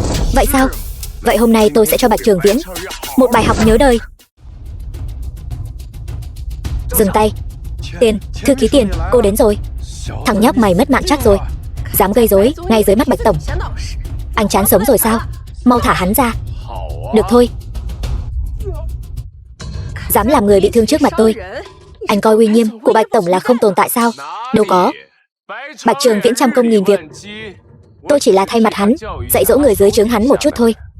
Thư ký thân cận của Bạch Trường Viễn xuất hiện ở đây, chứng tỏ Bạch Trường Viễn đã biết tôi đến rồi phải không? Nếu đã như vậy, sao không bảo hắn ra gặp tôi? Tập đoàn Bạch Vân tung hoành kinh đô mấy chục năm, ngay cả người của tứ đại gia tộc cũng không dám dùng giọng điệu này để nói chuyện. Lát nữa gặp Bạch Tổng, hy vọng anh vẫn giữ thái độ này. Đương nhiên rồi, bất kể là ai, tôi vẫn luôn giữ thái độ này. Đi thôi. Bạch Tổng, người tôi đã đưa đến rồi. Cậu chính là Tần Phóng, người đã tiêu diệt 3 trong tứ đại gia tộc cách đây không lâu sao? Hôm nay đến tìm tôi là có việc gì? Đòi nợ. Cậu nghĩ rằng có Trương Thiên Hào làm chỗ dựa, tôi sẽ sợ cậu sao? Thế lực Bạch gia chúng tôi không hề kém Trương Thiên Hào, lại có Lâm Hải Thiên, kẻ đứng đầu giới hắc đạo làm chỗ dựa, có thể nói là thao túng cả trắng lẫn đen. Cậu dám đến đòi tiền tôi sao? Nợ thì phải trả, là lẽ đương nhiên. Tôi mặc kệ hắn là ai, món nợ này tôi nhất định phải đòi. Ghê gớm thật, thật sự rất ghê gớm. Trước đây Tiểu Thanh nói với tôi, thiếu gia Tần gia ngạo khí ngút trời, tôi còn không tin. Hôm nay xem ra điều đó là thật. Đó là bởi vì tôi có cái vốn liếng và thực lực này. Cậu nghĩ rằng cậu đến thay cho Hàn gia là có thể hành động ngang ngược như vậy sao? Cậu tìm nhầm người rồi. Đừng nói là tiền của nhà họ Hàn tôi không muốn đưa. Bản thân cậu hôm nay cũng không thể bước ra khỏi cánh cổng này. Tôi sẽ lấy đầu cậu gửi cho Tiểu Thanh, coi như món quà dành cho cô ta. Anh và Hàn Vũ Thanh có quan hệ sao? Nhưng nghĩ lại thì cũng phải thôi. Trước đây cô ta ở kinh đô vốn dĩ nổi tiếng vì dáng vẻ lẳng lơ quyến rũ đàn ông. Một kẻ vô liêm sỉ cùng với một tên phế vật, hai người quả là một cặp trời sinh. Tần Phóng, mày dám nhục mạ tao như vậy sao? Lấy lưỡi hắn ra cho tao. Bạch Tổng, mặc dù người này cuồng vọng, nhưng sau lưng hắn lại là bộ trưởng Trương. Chúng ta vẫn nên nể mặt một chút. Nể mặt Trương Thiên Hào. Tao sẽ tha cho mày một mạng. Cởi bỏ quần áo, tự trói tay chân lại, đi ra ngoài phố lớn, diễu hành thị chúng. Tao có thể cho mày sống sót rời khỏi nơi này. Bảo tôi diễu hành thị chúng, cho dù Lâm Hải Thiên đích thân đến, hắn cũng không có tư cách đó. Thằng không biết điều. Lâm tiên sinh là người nắm giữ quyền lực tối cao của giới hắc đạo kinh đô, ngay cả ông nội tôi cũng phải nể mặt hắn 3 phần. Sao một thằng nhóc rác rưởi như mày lại có thể gọi thẳng tên hắn? Tôi đã nói rồi, cho dù Lâm Hải Thiên đích thân đến, lời này tôi cũng không thay đổi. Tần Phóng, anh đúng là không coi ai ra gì mà. Bạch Tổng của chúng tôi lòng dạ nhân từ, muốn cho anh một con đường sống. Thế mà anh lại không hề biết ơn, còn dùng thái độ này để nói chuyện với Bạch Tổng của chúng tôi. Các người không hiểu tiếng người sao? Muốn lấy mạng tôi, hắn không được, cũng không xứng. Đồ cuồng vọng. Mày nghĩ có Trương Thiên Hào làm chỗ dựa cho mày là tao không dám động vào mày sao? Đợi tao lấy mạng mày xong, sẽ đi diệt nhà họ Hàn. Còn người phụ nữ của mày, Hàn Niệm Ảnh, cũng sẽ trở thành người phụ nữ của tao. Tao sẽ khiến cô ta bị tất cả đàn ông ức hiếp cho đến mất mạng. Ai nói tôi chỉ có một mình Trương Thiên Hào làm chỗ dựa? Nếu anh dám động đến người nhà của tôi, anh dù có 10 cái mạng cũng không đủ dùng. Chẳng lẽ hắn còn có một chỗ dựa bí ẩn đủ sức đối đầu với Lâm Hải Thiên sao? Bạch Tổng, phía tôi điều tra được Hỏa Phượng đại nhân từng ở đại hội thế gia giúp đỡ hắn, nhưng Hỏa Phượng đại nhân chắc hẳn cũng là nể mặt bộ trưởng Trương. nên mới ra tay cứu giúp. Tao cứ tưởng là gì chứ. Hóa ra mày cũng chỉ là một kẻ hổ giả oai hùng mà thôi. Mày thật sự nghĩ rằng Hỏa Phượng có thể bảo vệ mày cả đời sao? Nếu anh không tin, anh có thể thử xem. Được, vậy tao sẽ làm theo ý mày. Phế tay chân hắn cho tao, để tao xem rốt cuộc hắn có thể cứng miệng đến bao giờ. Kiếm đế lạnh ở đây. Tôi xem ai trong các người dám làm can. Kiếm đế lạnh. Không thể nào, điều này tuyệt đối không thể. Đây là lệnh bài tùy thân của kiếm đế, có thể điều động thiên tai thiết kỵ, là binh phù của trăm vạn hùng binh. Cho dù là Hỏa Phượng, đệ nhất chiến tướng, dưới trướng kiếm đế đại nhân cũng không xứng có được. Kiếm đế đại nhân làm sao có thể giao thần vật quan trọng như vậy cho một kẻ không có thân phận như mày? Suy nghĩ của kiếm đế há là thứ mà loại kiến hôi cấp bậc như anh có thể đoán được. Tần Phóng, không thể không nói, để diễn tốt vở kịch này, mày quả thực đã chuẩn bị rất kỹ lưỡng. Ngay cả kiếm đế lạnh giả này cũng được làm vô cùng tinh xảo, đến tao cũng suýt bị mày lừa. Tuy nhiên, mày đã tính sai một điểm. Lâm Hải Thiên là người ủng hộ trung thành của kiếm đế đại nhân. Mọi thứ về kiếm đế đại nhân, ông ấy đều nắm rõ như lòng bàn tay. Lâm Hải Thiên hiện đang làm khách tại tập đoàn Bạch Vân, trò hề giống như một tên hề nhảy nhót của mày sắp bị vạch chân rồi. Vậy anh nghĩ tôi nên làm gì đây? Giả mạo kiếm đế lạnh là tội mất mạng Chu Di cửu tộc, đáng phải chịu hình phạt thân thể ngàn lỗ, thiên đao vạn quả. Nếu bây giờ mày quỳ xuống cầu xin tao vĩnh viễn làm nô lệ của tao, tao có thể xin tha cho mày, giữ lại mạng sống cho mày. Bằng không, đợi Lâm Hải Thiên đến, e rằng ngay cả mất mạng đối với mày cũng là một điều xa xỉ. Nhưng tôi lại cảm thấy anh mới là người nên quỳ xuống cầu xin tôi tha mạng. Đồ không biết điều, nếu mày đã muốn mất mạng, tao sẽ thành toàn cho mày. Với tội danh này ở đây, cho dù tao lấy mạng mày, Trương Thiên Hào cũng không thể làm gì được tao. Thủ lĩnh Hắc Đạo Kinh Đô, Lâm Hải Thiên, người nắm quyền Hắc Đạo Kinh Đô. Lâm Hải Thiên đã đến. Bái kiến Lâm thủ lĩnh. Chúc Lâm thủ lĩnh võ vận xương long. Lâm thủ lĩnh, Tần Phóng, vốn dĩ tao muốn từ từ giày vào mày, nhìn vẻ mặt tự tin của mày biến thành tuyệt vọng. Đáng tiếc, niềm vui này chỉ có thể nhường lại cho Lâm thủ lĩnh rồi. Tên cuồng đồ to gan. Đã thấy Lâm thủ lĩnh, tại sao không quỳ xuống nghênh đón? Bảo tôi quỳ xuống.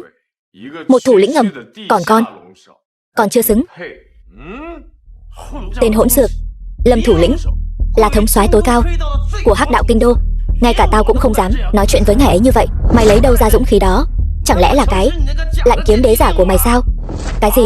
Lạnh kiếm đế giả? Rốt cuộc là chuyện gì? Lâm thủ lĩnh, người này giả mạo lạnh kiếm đế đến đây để lừa đảo, quả thực là to gan lớn mật.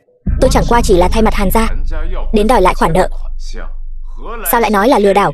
Thôi được rồi, chuyện giữa các người tôi không có hứng thú tham gia. Nhưng kiếm đế là người tôi kính trọng nhất đời, kẻ nào muốn làm ô nhục danh tiếng của ngài ấy tuyệt đối không tha thứ. Tần Phóng, nghe rõ chưa? Còn không mau quỳ xuống chịu tội. Sao anh có thể khẳng định lạnh kiếm đế trong tay tôi là giả chứ? Chuyện đã đến nước này, mày lại còn dám chối cãi? Diễn xuất thật quá chân thật. Tần Phóng, mày không đi làm diễn viên thì thật đáng tiếc. Đủ rồi, lạnh kiếm đế là thật hay giả? Mang qua đây, tôi nhìn một cái là biết ngay. Hãy tận hưởng trọn vẹn những giây phút cuối cùng của đời mày đi, lát nữa mày sẽ thành người mất mạng thôi.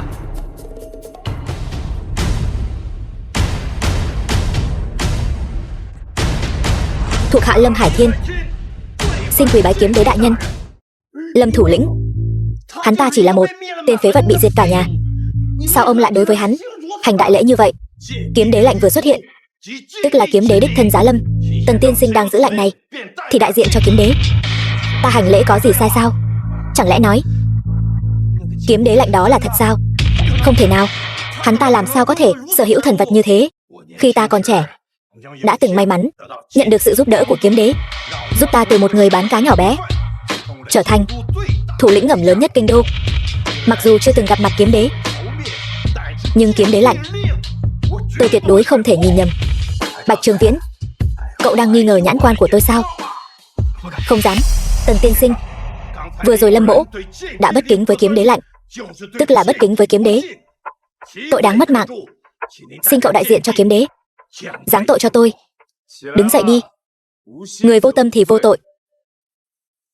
Cảm ơn. Tần tiên sinh, cậu đang giữ kiếm đế lạnh, tức là đại diện cho kiếm đế.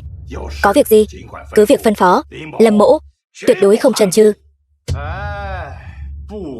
Không dám. Vị Bạch tiên sinh này quả thực là uy phong lớn quá. Tôi chẳng qua chỉ là thay mặt Hàn gia đòi lại khoản nợ. Hắn ta muốn kết tội mất mạng cho tôi, còn muốn lấy mạng tôi bằng những đau đớn nhất. Oai phong lớn đến mức này, ngay cả khi kiếm đế đích thân đến cũng không thèm để vào mắt đâu. Bạch Trường Viễn, cậu thật sự dám phạm thượng sao? Tần Phóng, mày đừng có ngậm máu phun người. Có phải ngậm máu phun người hay không, anh tự mình hiểu rõ trong lòng. Xúc phạm kiếm đế, tội đáng muôn mất mạng. Bắt hắn lại cho ta. Lâm Hải Thiên, tôi là cháu trai của Bạch Tổ, người đứng đầu 5 vị bộ trưởng, huyết mạch đích truyền của Bạch gia. Hôm nay ông lại dám vì tiểu tử này mà động đến tôi sao? Động đến cậu? Vì kiếm đế đại nhân, tôi dù có đối đầu với thần tiên trên trời cũng không chớp mắt lấy một cái. Ra tay. Khoan đã, Lâm thủ lĩnh, xin chờ một chút. Bạch thiếu gia, khoản nợ mà anh nợ tôi hình như vẫn chưa trả cho tôi. Một kẻ như mày, tao chỉ cần động ngón tay là có thể nghiền mất mạng. Như con kiến hôi cũng xứng lấy tiền từ túi tao ra sao? Được, tốt. Lâm thủ lĩnh, ông cứ tự nhiên.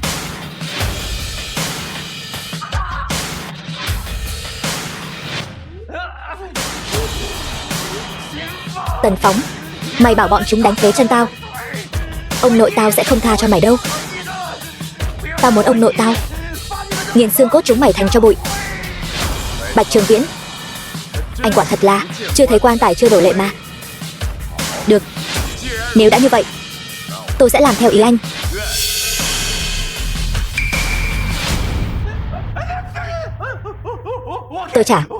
Tôi trả mà.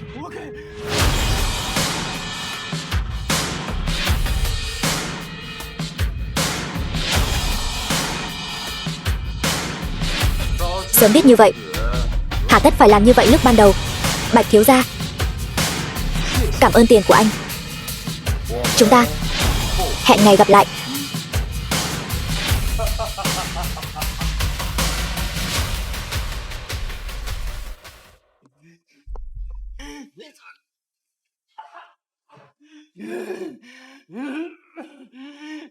Tần Phóng, Lâm Hải Thiên, tao tuyệt đối sẽ không tha cho chúng mày. Tao thề, ta sẽ dùng tất cả các mối quan hệ của Bạch gia khiến chúng mày đồng thời hoàn toàn biến mất khỏi thế giới này. Lâm thủ lĩnh, vừa rồi cảm ơn ông. Nếu không phải nhờ ông, số tiền này có lẽ còn phải tốn chút công sức mới lấy được. Tần tiên sinh khách sáo rồi, cậu cứ gọi tôi là Lão Lâm là được. Chỉ là tôi có một chuyện chưa rõ, xin cậu chỉ giáo. Nói tôi nghe xem, kiếm đế lạnh là lạnh do chính kiếm đế ban ra. Theo những gì tôi được biết, chưa có người thứ hai có thể nắm giữ. Ngay cả chiến tướng số 1 dưới trướng kiếm đế Hỏa Phượng đại nhân cũng không được. Tại sao cậu lại có thể nắm giữ nó? Chẳng lẽ cậu là... Hiện tại kẻ địch ở trong tối, ta ở ngoài sáng. Tốt nhất là không nên bại lộ thân phận. Ông hiểu lầm rồi, tôi không có thân phận gì đặc biệt.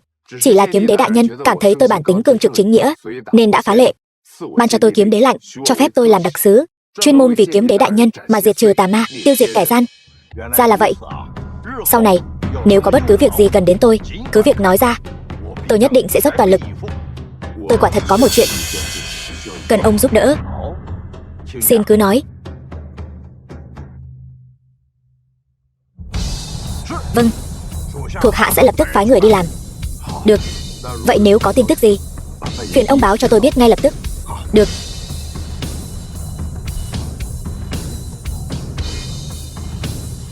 Kính tiễn tiên sinh Tần. Quân danh thiên phạt. Cô nói cô đến để cầu xin cho Tần Phóng sao? Tội hắn phạm phải là tội mất mạng đấy. Tôi dựa vào cái gì mà tha cho hắn một mạng? Doanh trưởng Châu, chỉ cần anh có thể tha cho Tần Phóng một mạng, anh muốn tôi làm gì cũng được. Làm gì cũng được sao? Thật thú vị.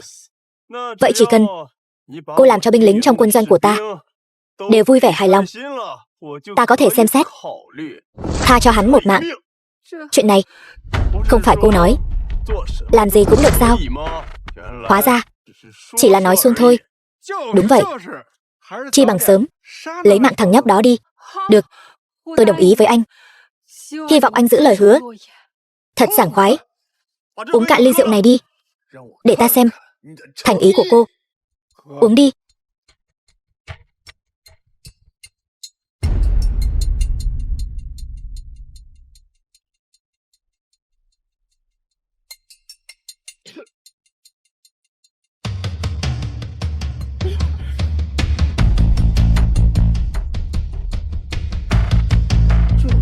Đây là rượu ngon đấy. Một chai trị giá mấy chục nghìn tệ. Cô thử nôn ra xem. Con đàn bà thối tha, dám đẩy tao hả? Mày chán sống rồi sao? Anh muốn làm gì? Anh đừng qua đây. Làm gì hả? Ăn no uống say rồi. Đương nhiên là phải làm chuyện chính rồi. Tên khốn nạn kia. Mày chán sống. Niệm Ảnh. Tần Phóng. Anh không sao rồi. Tốt quá. Em yên tâm, Niệm Ảnh. Anh sẽ đưa em về nhà ngay. Đừng bận tâm đến em. Anh mau đi đi. Anh mau. Niệm Ảnh. Tần Phóng. Mày vậy mà vẫn chưa mất mạng. Tốt quá. Bây giờ tội danh của mày lại tăng thêm một điều nữa rồi. Tấn công thống soái cấp cao của Hoa Quốc. Đáng mất nhân tính các người. Cậy mạnh hiếp yếu, cưỡng đoạt dân nữ, cũng được gọi là thống soái cấp cao sao? Các người nghĩ rằng Hoa Quốc thực sự không có luật pháp có thể quản được các người sao? Trong quân doanh này, tao chính là trời. Mày chỉ là một thiếu gia Tần gia nhỏ nhoi. Mày cũng muốn quản tao sao? Mày cũng không tự nhìn lại mình đi. Có xứng không? Xem ra năm đó tôi thật sự đã mù mắt rồi. Đem đám cặn bã các người kéo vào quân doanh, lại còn để các người trở thành tinh nhuệ của thiên tai thiết kỵ. Mày chiêu mộ bọn tao vào quân đội sao? Thật là một trò cười lớn nhất thiên hạ. Mày thật sự nghĩ rằng mày cầm kiếm đế lạnh thì chính là kiếm đế bản tôn rồi sao? Mày chẳng qua chỉ là một con thú cưng được nuôi dưỡng bên cạnh Hỏa Phượng, một tên phế vật dựa vào việc ăn bám để leo lên vị trí cao mà thôi. Thật sự nghĩ mình là cái thá gì sao? Các ngươi làm điều sằng bậy như vậy, sỉ nhục vợ ta. Thật sự nghĩ rằng không ai có thể quản được các ngươi sao? Quản ta sao? Đừng nói là ngươi, cho dù Hỏa Phượng có ở đây cũng không đủ tư cách. Tốt lắm, Hỏa Phượng quản không được ngươi. Vậy còn kiếm đế thì sao? Hắn nói kiếm đế, hắn sẽ không mời đại nhân kiếm đế đến đây đấy chứ. Đại nhân kiếm đế cả đời ghét nhất chính là hành vi ức hiếp dân lành này. Nếu ngài ấy phát hiện chúng ta làm như thế này, nhất định sẽ không tha cho chúng ta. Đừng hoảng sợ. Các người thật sự nghĩ rằng cái tên nhóc chỉ biết nói lời khoác lác này sẽ mời được kiếm đế đến sao? Hơn nữa, có vị đại nhân kia chống lưng. Cho dù kiếm đế thật sự đến, ta cũng không sợ. Lời ngươi nói là có ý gì? Vị đại nhân kia thần dũng vô song, chí mưu hơn người, chẳng bao lâu nữa sẽ bước lên vị trí trí cao vô thượng đó. Kiếm đế tính là cái thá gì? Cũng xứng đáng để cùng vị đại nhân kia đặt lên bàn cân so sánh sao? Sớm muộn gì cũng có một ngày ta sẽ dẫm lên đầu hắn để tạo nên con đường tiền đồ của ta. Xem ra các người thật sự quá ngông cuồng rồi. Là ta đã dung túng các người quá lâu rồi, khiến các người quên mất sự đáng sợ của ta rồi. Thôi vậy, hôm nay ta sẽ tiêu diệt hết đám họa hại các người. Vậy sao? Ta sợ quá đi mất. Ta rất muốn biết ngươi làm cách nào để xóa sổ bọn ta khỏi thế giới này. Người thân là doanh trưởng quân doanh thiên phạt, chắc hẳn vẫn còn nhớ thứ này chứ. Đây là mũi tên diệt long. Sao ngươi có thể có mũi tên diệt long được? Mũi tên diệt long là mũi tên tuyệt lạnh của thiên tai thiết kỵ. Nơi mũi tên đi qua, cỏ cây không mọc, không còn một ai. Xem ra ngươi vẫn chưa quên nó. Đừng.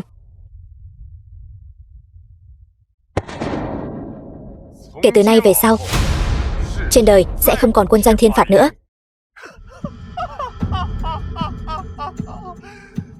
Tần Phóng, ngươi thật sự đã dốc hết tâm sức rồi, lại bày ra một màn pháo hoa rách nát như thế này, suýt chút nữa đã lừa được tất cả bọn ta rồi. Đúng vậy, kiếm đế lạnh đều là do hắn trộm. Làm sao hắn có thể còn có lạnh tuyệt sát như mũi tên diệt long này chứ? Đám ngu xuẩn các ngươi, mất mạng đến nơi rồi mà vẫn không tự biết. Thật sự cảm thấy bị ai thay cho các ngươi. Vẫn còn cứng miệng sao? Tần Phóng, còn có trò gì nữa? Cứ việc dùng hết đi. Bằng không, ta sẽ tiễn ngươi xuống hoàng tuyền đấy. Còn về phần người đàn bà này của ngươi, ta sẽ thay người chăm sóc cô ta thật tốt. Đây là mỹ nữ nổi tiếng ở kinh đô đấy. Chơi đùa với cô ta chắc chắn sẽ rất mượt mà nhỉ. Ta còn cần thủ đoạn nào khác sao? Sẽ không mất bao lâu đâu. Cái nơi này của các ngươi sẽ biến thành một vùng đất hoang tàn, còn các ngươi cũng sẽ biến thành một cái xác. Tần Phóng, ngươi thật là viển vông. Cái tài năng nằm mơ giữa ban ngày này thật sự không ai sánh bằng. Ngươi thật sự nghĩ rằng dựa vào cái pháo hoa rách nát này thật sự có thể biến quân doanh thiên phạt của ta thành cho bụi sao? Cho dù là kiếm đế có đến, ngươi nghĩ hắn sẽ tin ngươi hay là sẽ tin ta? Đây là đang làm gì? Hãy trân trọng đi. Đợi ta đếm xong chính là lúc sinh mạng của các ngươi kết thúc.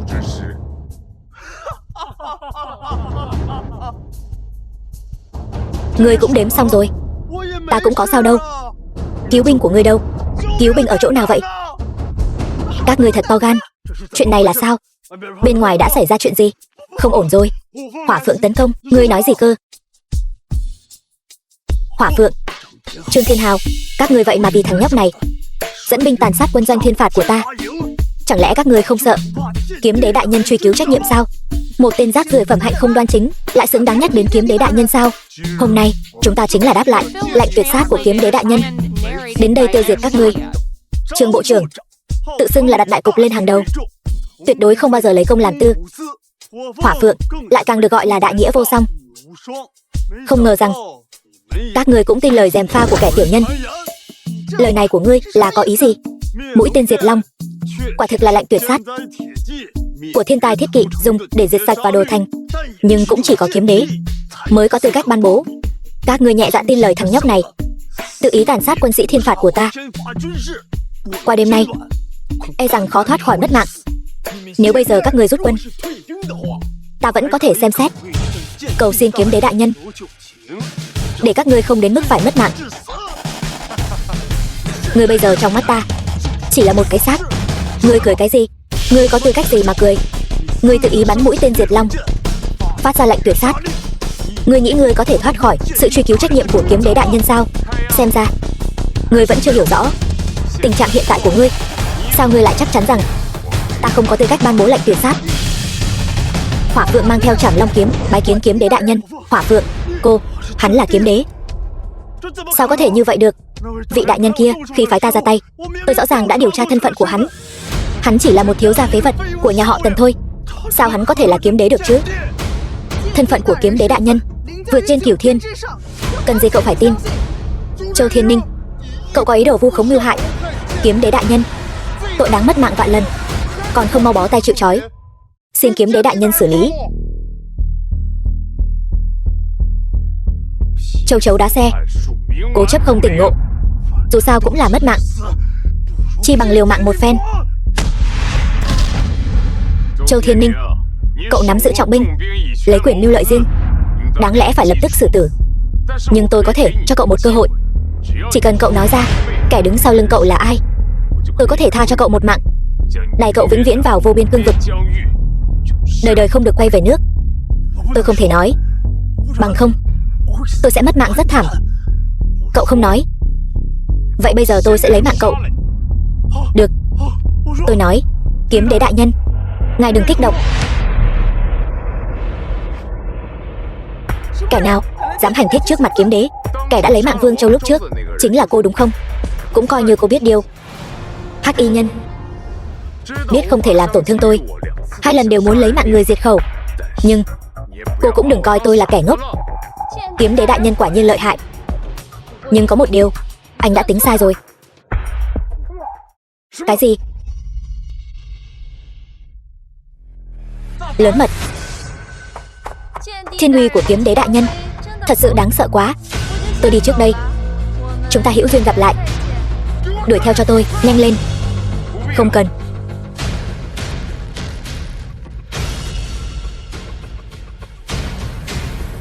Ta nghĩ ta đã biết bọn chúng là ai rồi. Kiếm đế đại nhân, đây không phải là nơi này không nên ở lâu. Mau chóng đưa Niệm Ảnh rời đi, kẻo còn có những người khác ở đây. Vâng, thuộc hạ lập tức đi ngay. Đã đến lúc để các ngươi biến mất khỏi thế giới này. Cô mà cũng bị thương sao?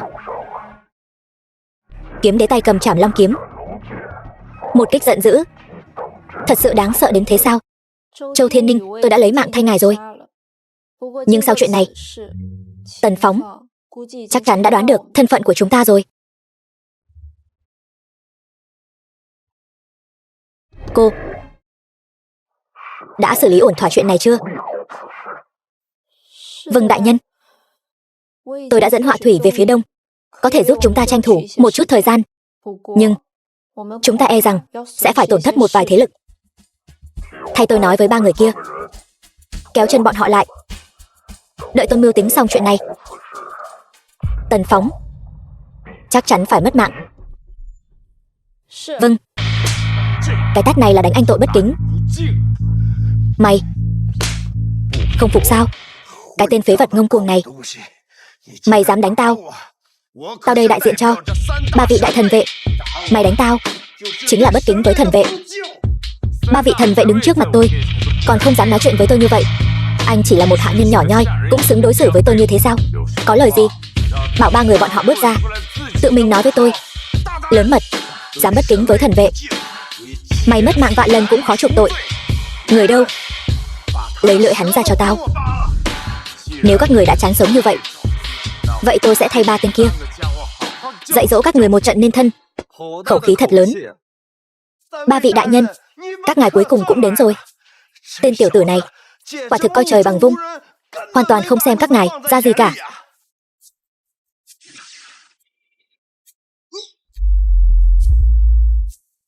Câm miệng, ở đây không có phần cho anh nói. Tên họ Tần kia, ngay trước mặt ba chúng ta, cậu dám đánh người của ta. Cậu thật sự quá kiêu ngạo rồi. Đâu có, 3 vị thần vệ ngày nào cũng bận trăm công nghìn việc, bận rộn không ngơi tay. Tôi chỉ là giúp các người dạy dỗ người dưới trướng của các người thôi, bảo bọn họ đừng có cái kiểu khinh người như vậy. Thứ không biết điều. Cậu là cái thứ gì? Cũng xứng đại diện cho chúng ta hành sự sao? Câu này anh nói đúng rồi. 3 người các người quả thực không xứng để tôi đại diện cho các người hành sự. Tần Phóng, cậu đừng quá kiêu ngạo. Đừng tưởng rằng có Trương bộ trưởng và Hỏa Phượng chống lưng. Hôm nay cậu gây rối trước, cho dù bây giờ tôi lấy mạng cậu, 2 người bọn họ cũng không dám nói gì đâu. Gây rối? Không, các người đã đánh giá quá cao bản thân mình rồi. Hôm nay tôi không phải đến để gây rối, tôi đến là để khiến các người biến mất khỏi thế giới này. Được lắm, ai cũng nói thiếu gia Tần gia lòng cao hơn trời, ngạo khí ngút trời.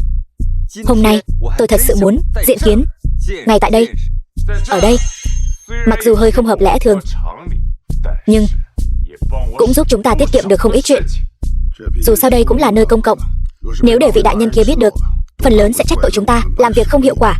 Chi bằng vào bên trong giải quyết. Tần thiếu gia, tôi khâm phục sự can đảm của cậu.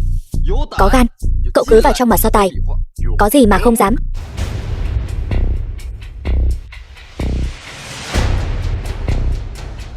Đây là ý gì? Dọn cho tôi một bữa tiệc hồng môn sao? Đối phó với cậu còn cần đến mấy huynh đệ chúng tôi ra tay sao? Những người này đã đủ để đối phó với cậu rồi. Dám mạo phạm 3 đại thần vệ bọn ta, hôm nay tôi sẽ khiến cậu mất mạng không có đất chôn thân. Lên! Mạo phạm uy nghiêm của các người. Các người thân là vệ binh của Hoa Quốc, giúp kẻ tiểu nhân ức hiếp bách tính, muốn lấy mạng vợ tôi. Loại người xấu xa như các người cũng xứng đi nói người khác mạo phạm uy nghiêm của các người sao? Ý gì? Chúng tôi chưa hề động đến vợ cậu. Tăng vật ở đây, các người còn dám chối cãi? Đây là ngọc bội mà đại nhân ban tặng cho chúng ta. Chẳng lẽ nói đây là ý chỉ của đại nhân? Phải thì sao? Tần Phóng, vợ cậu tính là thứ gì? Chỉ là một người phụ nữ mà thôi. Bọn ta muốn lấy mạng là lấy mạng thôi. Có thể mất mạng trong tay bọn ta coi như là vinh hạnh của các người. Cậu đó cứ tạ ơn trời đất đi. Các người thừa nhận là tốt rồi. Như vậy lát nữa khi tôi lấy mạng các người, tôi sẽ không cần cảm giác tội lỗi lớn đến thế nữa. Muốn lấy mạng bọn ta chỉ dựa vào cậu thôi sao? Trước tiên hãy bước lên bậc thang này, đứng trước mặt bọn ta rồi hãy nói. Đi. dám bất kính với thần vệ, lát nữa sẽ khiến anh phải quỳ xuống cầu xin các vị đại nhân tha thứ.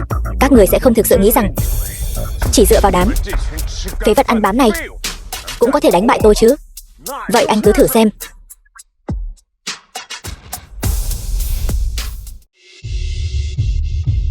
Đây là ngọc bội mà vị đại nhân kia ban cho chúng ta khi được phong làm 3 đại thần vệ. Chỉ có 3 người chúng ta và đại nhân có. Sao lại rơi vào tay tên nhóc đó? Chẳng lẽ đại nhân thật sự đã động thủ với vợ của Tần Phóng? Đây không phải là chuyện chúng ta nên nghĩ. Vị đại nhân kia địa vị cao quyền lực lớn, ngài ấy muốn lấy mạng một đại tiểu thư của nhà họ Hàn. Có gì quan trọng đâu. Ngược lại tên Tần Phóng kia, vợ hắn có thể sống sót đã là đại nhân nương tay rồi. Hắn lại không biết trời cao đất rộng đến tìm chúng ta. Không sao. Dù sao, hắn cũng là một người sắp mất mạng rồi. Chốc lát nữa, chúng ta sẽ lấy đầu hắn dâng lên cho đại nhân. Còn về vợ hắn thì tôi sẽ thay hắn chăm sóc thật tốt. Lão Bạch, anh đừng có giành với tôi đấy nhé. Mấy hôm trước, tôi vừa nghĩ ra một trò chơi mới, vừa hay, tìm cô nàng kia thử xem sao. Thằng nhóc nhà cậu xem ra còn nhanh hơn tôi tưởng tượng.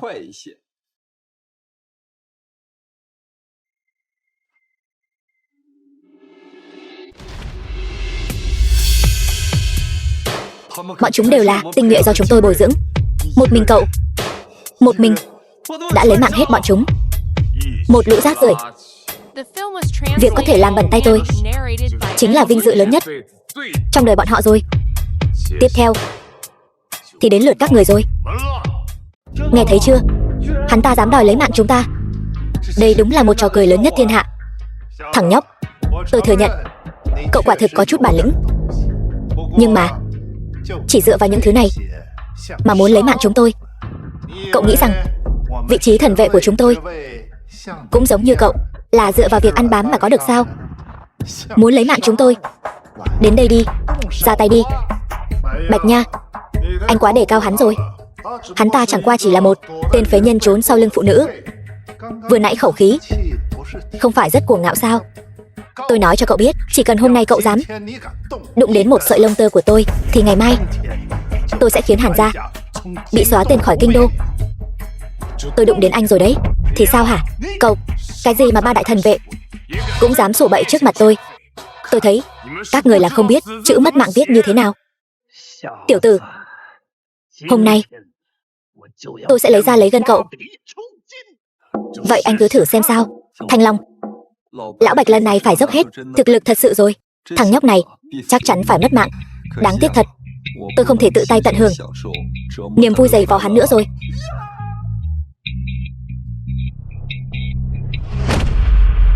Lão Bạch mất mạng rồi. Cái gì mà 3 đại thần vệ cũng chỉ có thế mà thôi. Tên khốn kiếp, cậu dám lấy mạng lão Bạch. Tiểu tử, tôi muốn cậu phải đền mạng.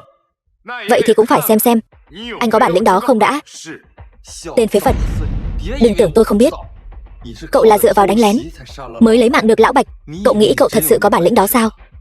Hôm nay tôi sẽ lấy tội danh dám phạm thượng, lấy mạng thần vệ Hoa Quốc để xử phạt cậu ngay tại chỗ. Một tên không tôn trọng pháp luật, coi thường bách tính như cỏ rác, cũng dám đại diện cho luật pháp sao?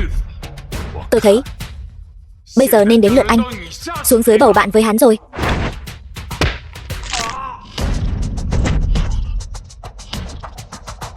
Không thể nào. Cậu chỉ là một phàm nhân, làm sao có thể có được bản lĩnh lớn như vậy? Cậu rốt cuộc là ai? Là kẻ sẽ lấy mạng anh. Thanh Long, dùng cái đó đi, chúng ta cùng lên lấy mạng hắn. Được.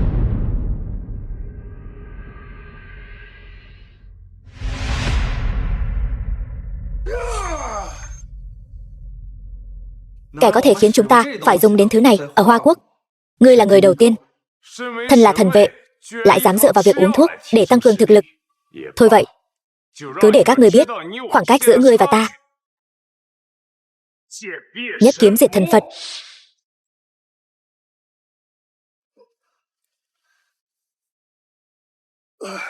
Chiêu này là Trảm Long Cửu Kiếm. Không thể nào, ta chỉ thấy một người từng sử dụng qua. Chẳng lẽ nói Ngươi là kiếm đế đại nhân. Kiếm đế? Xem ra mắt của các ngươi vẫn chưa quá mù. Kiếm đế? Hắn làm sao có thể là kiếm đế chứ? Thân phận của ta cần gì ngươi phải tin.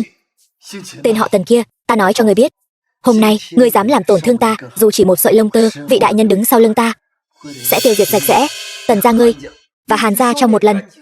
Lại là vị đại nhân kia. Bây giờ ta cho ngươi một cơ hội. Nói, hắn là ai? Ngươi nói ra ngay bây giờ. Ta có thể tha cho ngươi một mạng. Ta khinh, muốn ta bán đứng đại nhân? Mơ đi. Ngươi có khí phách, bản đế kính nể. Nhưng lời ngươi nói, bản đế không thích. Còn ngươi thì sao? Muốn giống như hắn sao? Không. Tôi sai rồi đại nhân.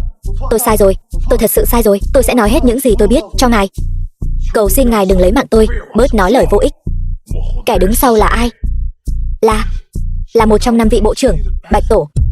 Tất cả đều do hắn ta lên kế hoạch. Là hắn ta muốn lấy mạng ngài. Cái gì? Lại là Bạch Tổ? Tên máu lạnh này. Hắn ta và ông nội ta là anh em kết nghĩa. Vì cái vị trí này của ta lại dám tuyệt sát Tần gia ta. Ta nhất định sẽ khiến hắn mất mạng không có chỗ chôn. Đại nhân, những gì tôi biết tôi đều đã nói hết rồi. Cầu xin ngài tha cho tôi một mạng.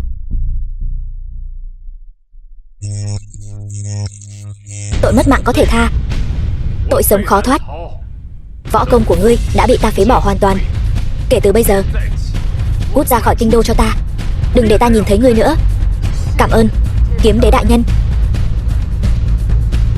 Bạch Tổ, tiếp theo chính là ân oán giữa chúng ta.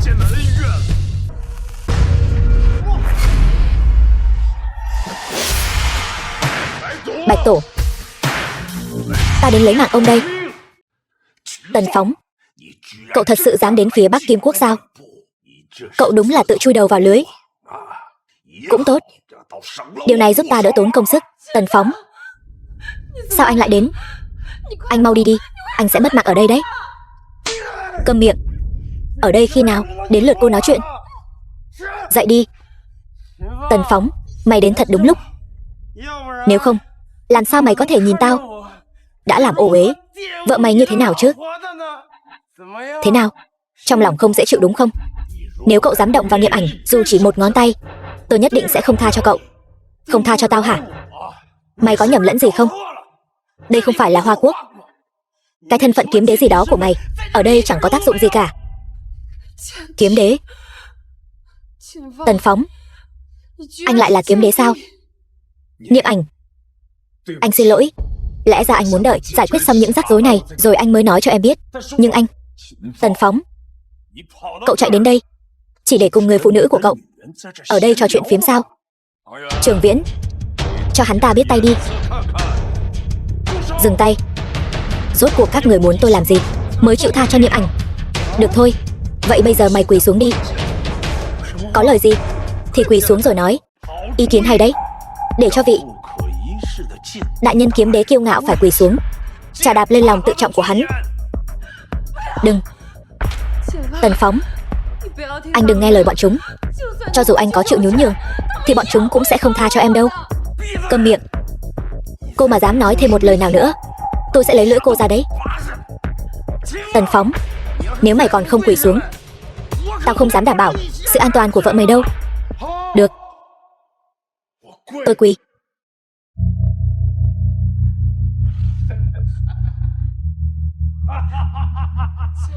Tần Phóng, kẻ thống lĩnh thiên tài thiết kỵ, vị đại nhân kiếm đế kiêu ngạo, không ai bì kịp. Hôm nay thì có thể làm được gì? Cậu chẳng phải vẫn là quỳ dạp dưới chân Bạch gia ta sao? Cái gì mà chí cao vô thượng? Mày chẳng qua chỉ là một tên ngu xuẩn không có đầu óc mà thôi. Mày dám đến phía Bắc Kim Quốc là quyết định sai lầm nhất mà đời mày từng làm. Hôm nay, người phụ nữ này và cả mày đừng hòng rời đi. Không, hôm nay chính là ngày tàn của Bạch gia các người. Còn dám mạnh miệng sao? Lại đây cho tao, quỳ dưới chân tao, liếm sạch chân tao đi. Mơ đi. Nếu đã như vậy, vậy thì hãy nói lời tạm biệt với người phụ nữ của mày đi. Tần Phóng, Chúng ta hẹn kiếp sau gặp lại. The film was Sao còn chưa ra tay? translated and narrated by M Media.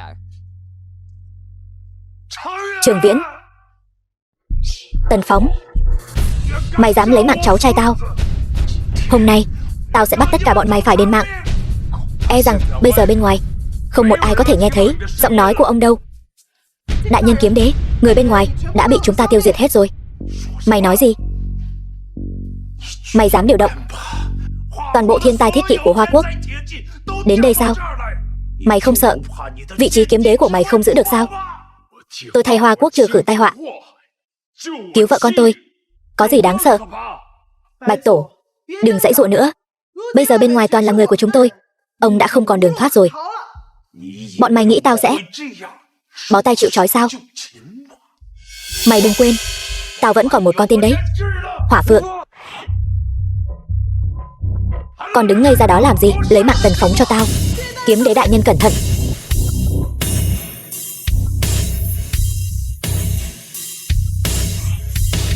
Sao có thể chứ?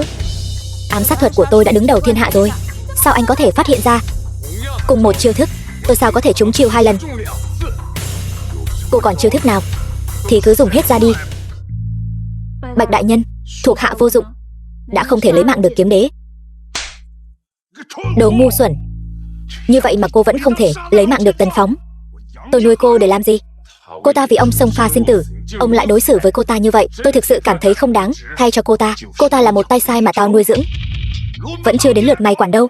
Cô gái, kẻ này bạc tình bạc nghĩa như vậy, cô còn liều mạng vì hắn ta như thế, chi bằng gia nhập thiên tai thiết kỵ của tôi. Bạch đại nhân có ơn với tôi, nặng tựa Thái Sơn, giống như ơn tái tạo. Tôi tuyệt đối không thể nào phản bội ngài ấy. Không biết tốt xấu, Kiếm Đế đại nhân hảo tâm thu nhận cô lại xem như lòng lừa dạ chó. Thật đáng tiếc, một người như vậy lại ngu xuẩn đến mức này. Vậy thì cứ để tôi tiễn các người cùng lên đường đi. Bạch đại nhân, tôi sẽ chặn bọn họ lại. Ngài mau đi đi, hôm nay không ai có thể ngăn cản tôi lấy mạng Bạch Tổ. Có thể mất mạng vì tôi, đó là vinh hạnh của cô. Ông nghĩ rằng ông làm như vậy là có thể chạy thoát sao? Trương Thiên Hào, ông, tôi phụng mệnh Kiếm Đế đại nhân, đã đợi ông từ lâu rồi. Hôm nay chính là ngày mất mạng của ông. Bây giờ bên ngoài toàn là thiên tai thiết kỵ, lại còn có tôi và Hỏa Phượng ở đây. Ông đã không còn đường thoát thân rồi. Điều này không thể nào, không thể nào. Ta mới là vương giả chân chính, ta không thể thất bại. Quốc chủ và Kiếm Đế đại nhân đều đã hạ lệnh tru sát ông, muốn lấy mạng ông lại còn đang nằm mơ giữa ban ngày. Ông quả thực là hết thuốc chữa rồi. Kiếm Đế đại nhân, thuộc hạ xin thỉnh mệnh, xin lấy đầu kẻ này để chứng minh thiên uy vô thượng của ngài. Không cần, tôi tự mình lấy. Tần Phóng, không. Kiếm Đế đại nhân, tôi không nên đối đầu với cậu. Cậu xem xét tình nghĩa giữa tôi và ông nội cậu, đã quen biết nhau nhiều năm. Xin đừng lấy mạng tôi. Tình nghĩa, lúc trước ông diệt Tần gia của tôi, sao không nghĩ đến tình nghĩa? Lúc ông bắt cóc vợ tôi, sao không nghĩ đến tình nghĩa? Bây giờ mới nói đến tình nghĩa, muộn rồi. Cậu thật sự muốn tận diệt sao? Không phải tôi tận diệt, mà là do ông tự gây ra nghiệt chướng, không thể sống. Cho dù hôm nay phải mất mạng ở đây, tôi cũng phải kéo theo một kẻ chôn cùng.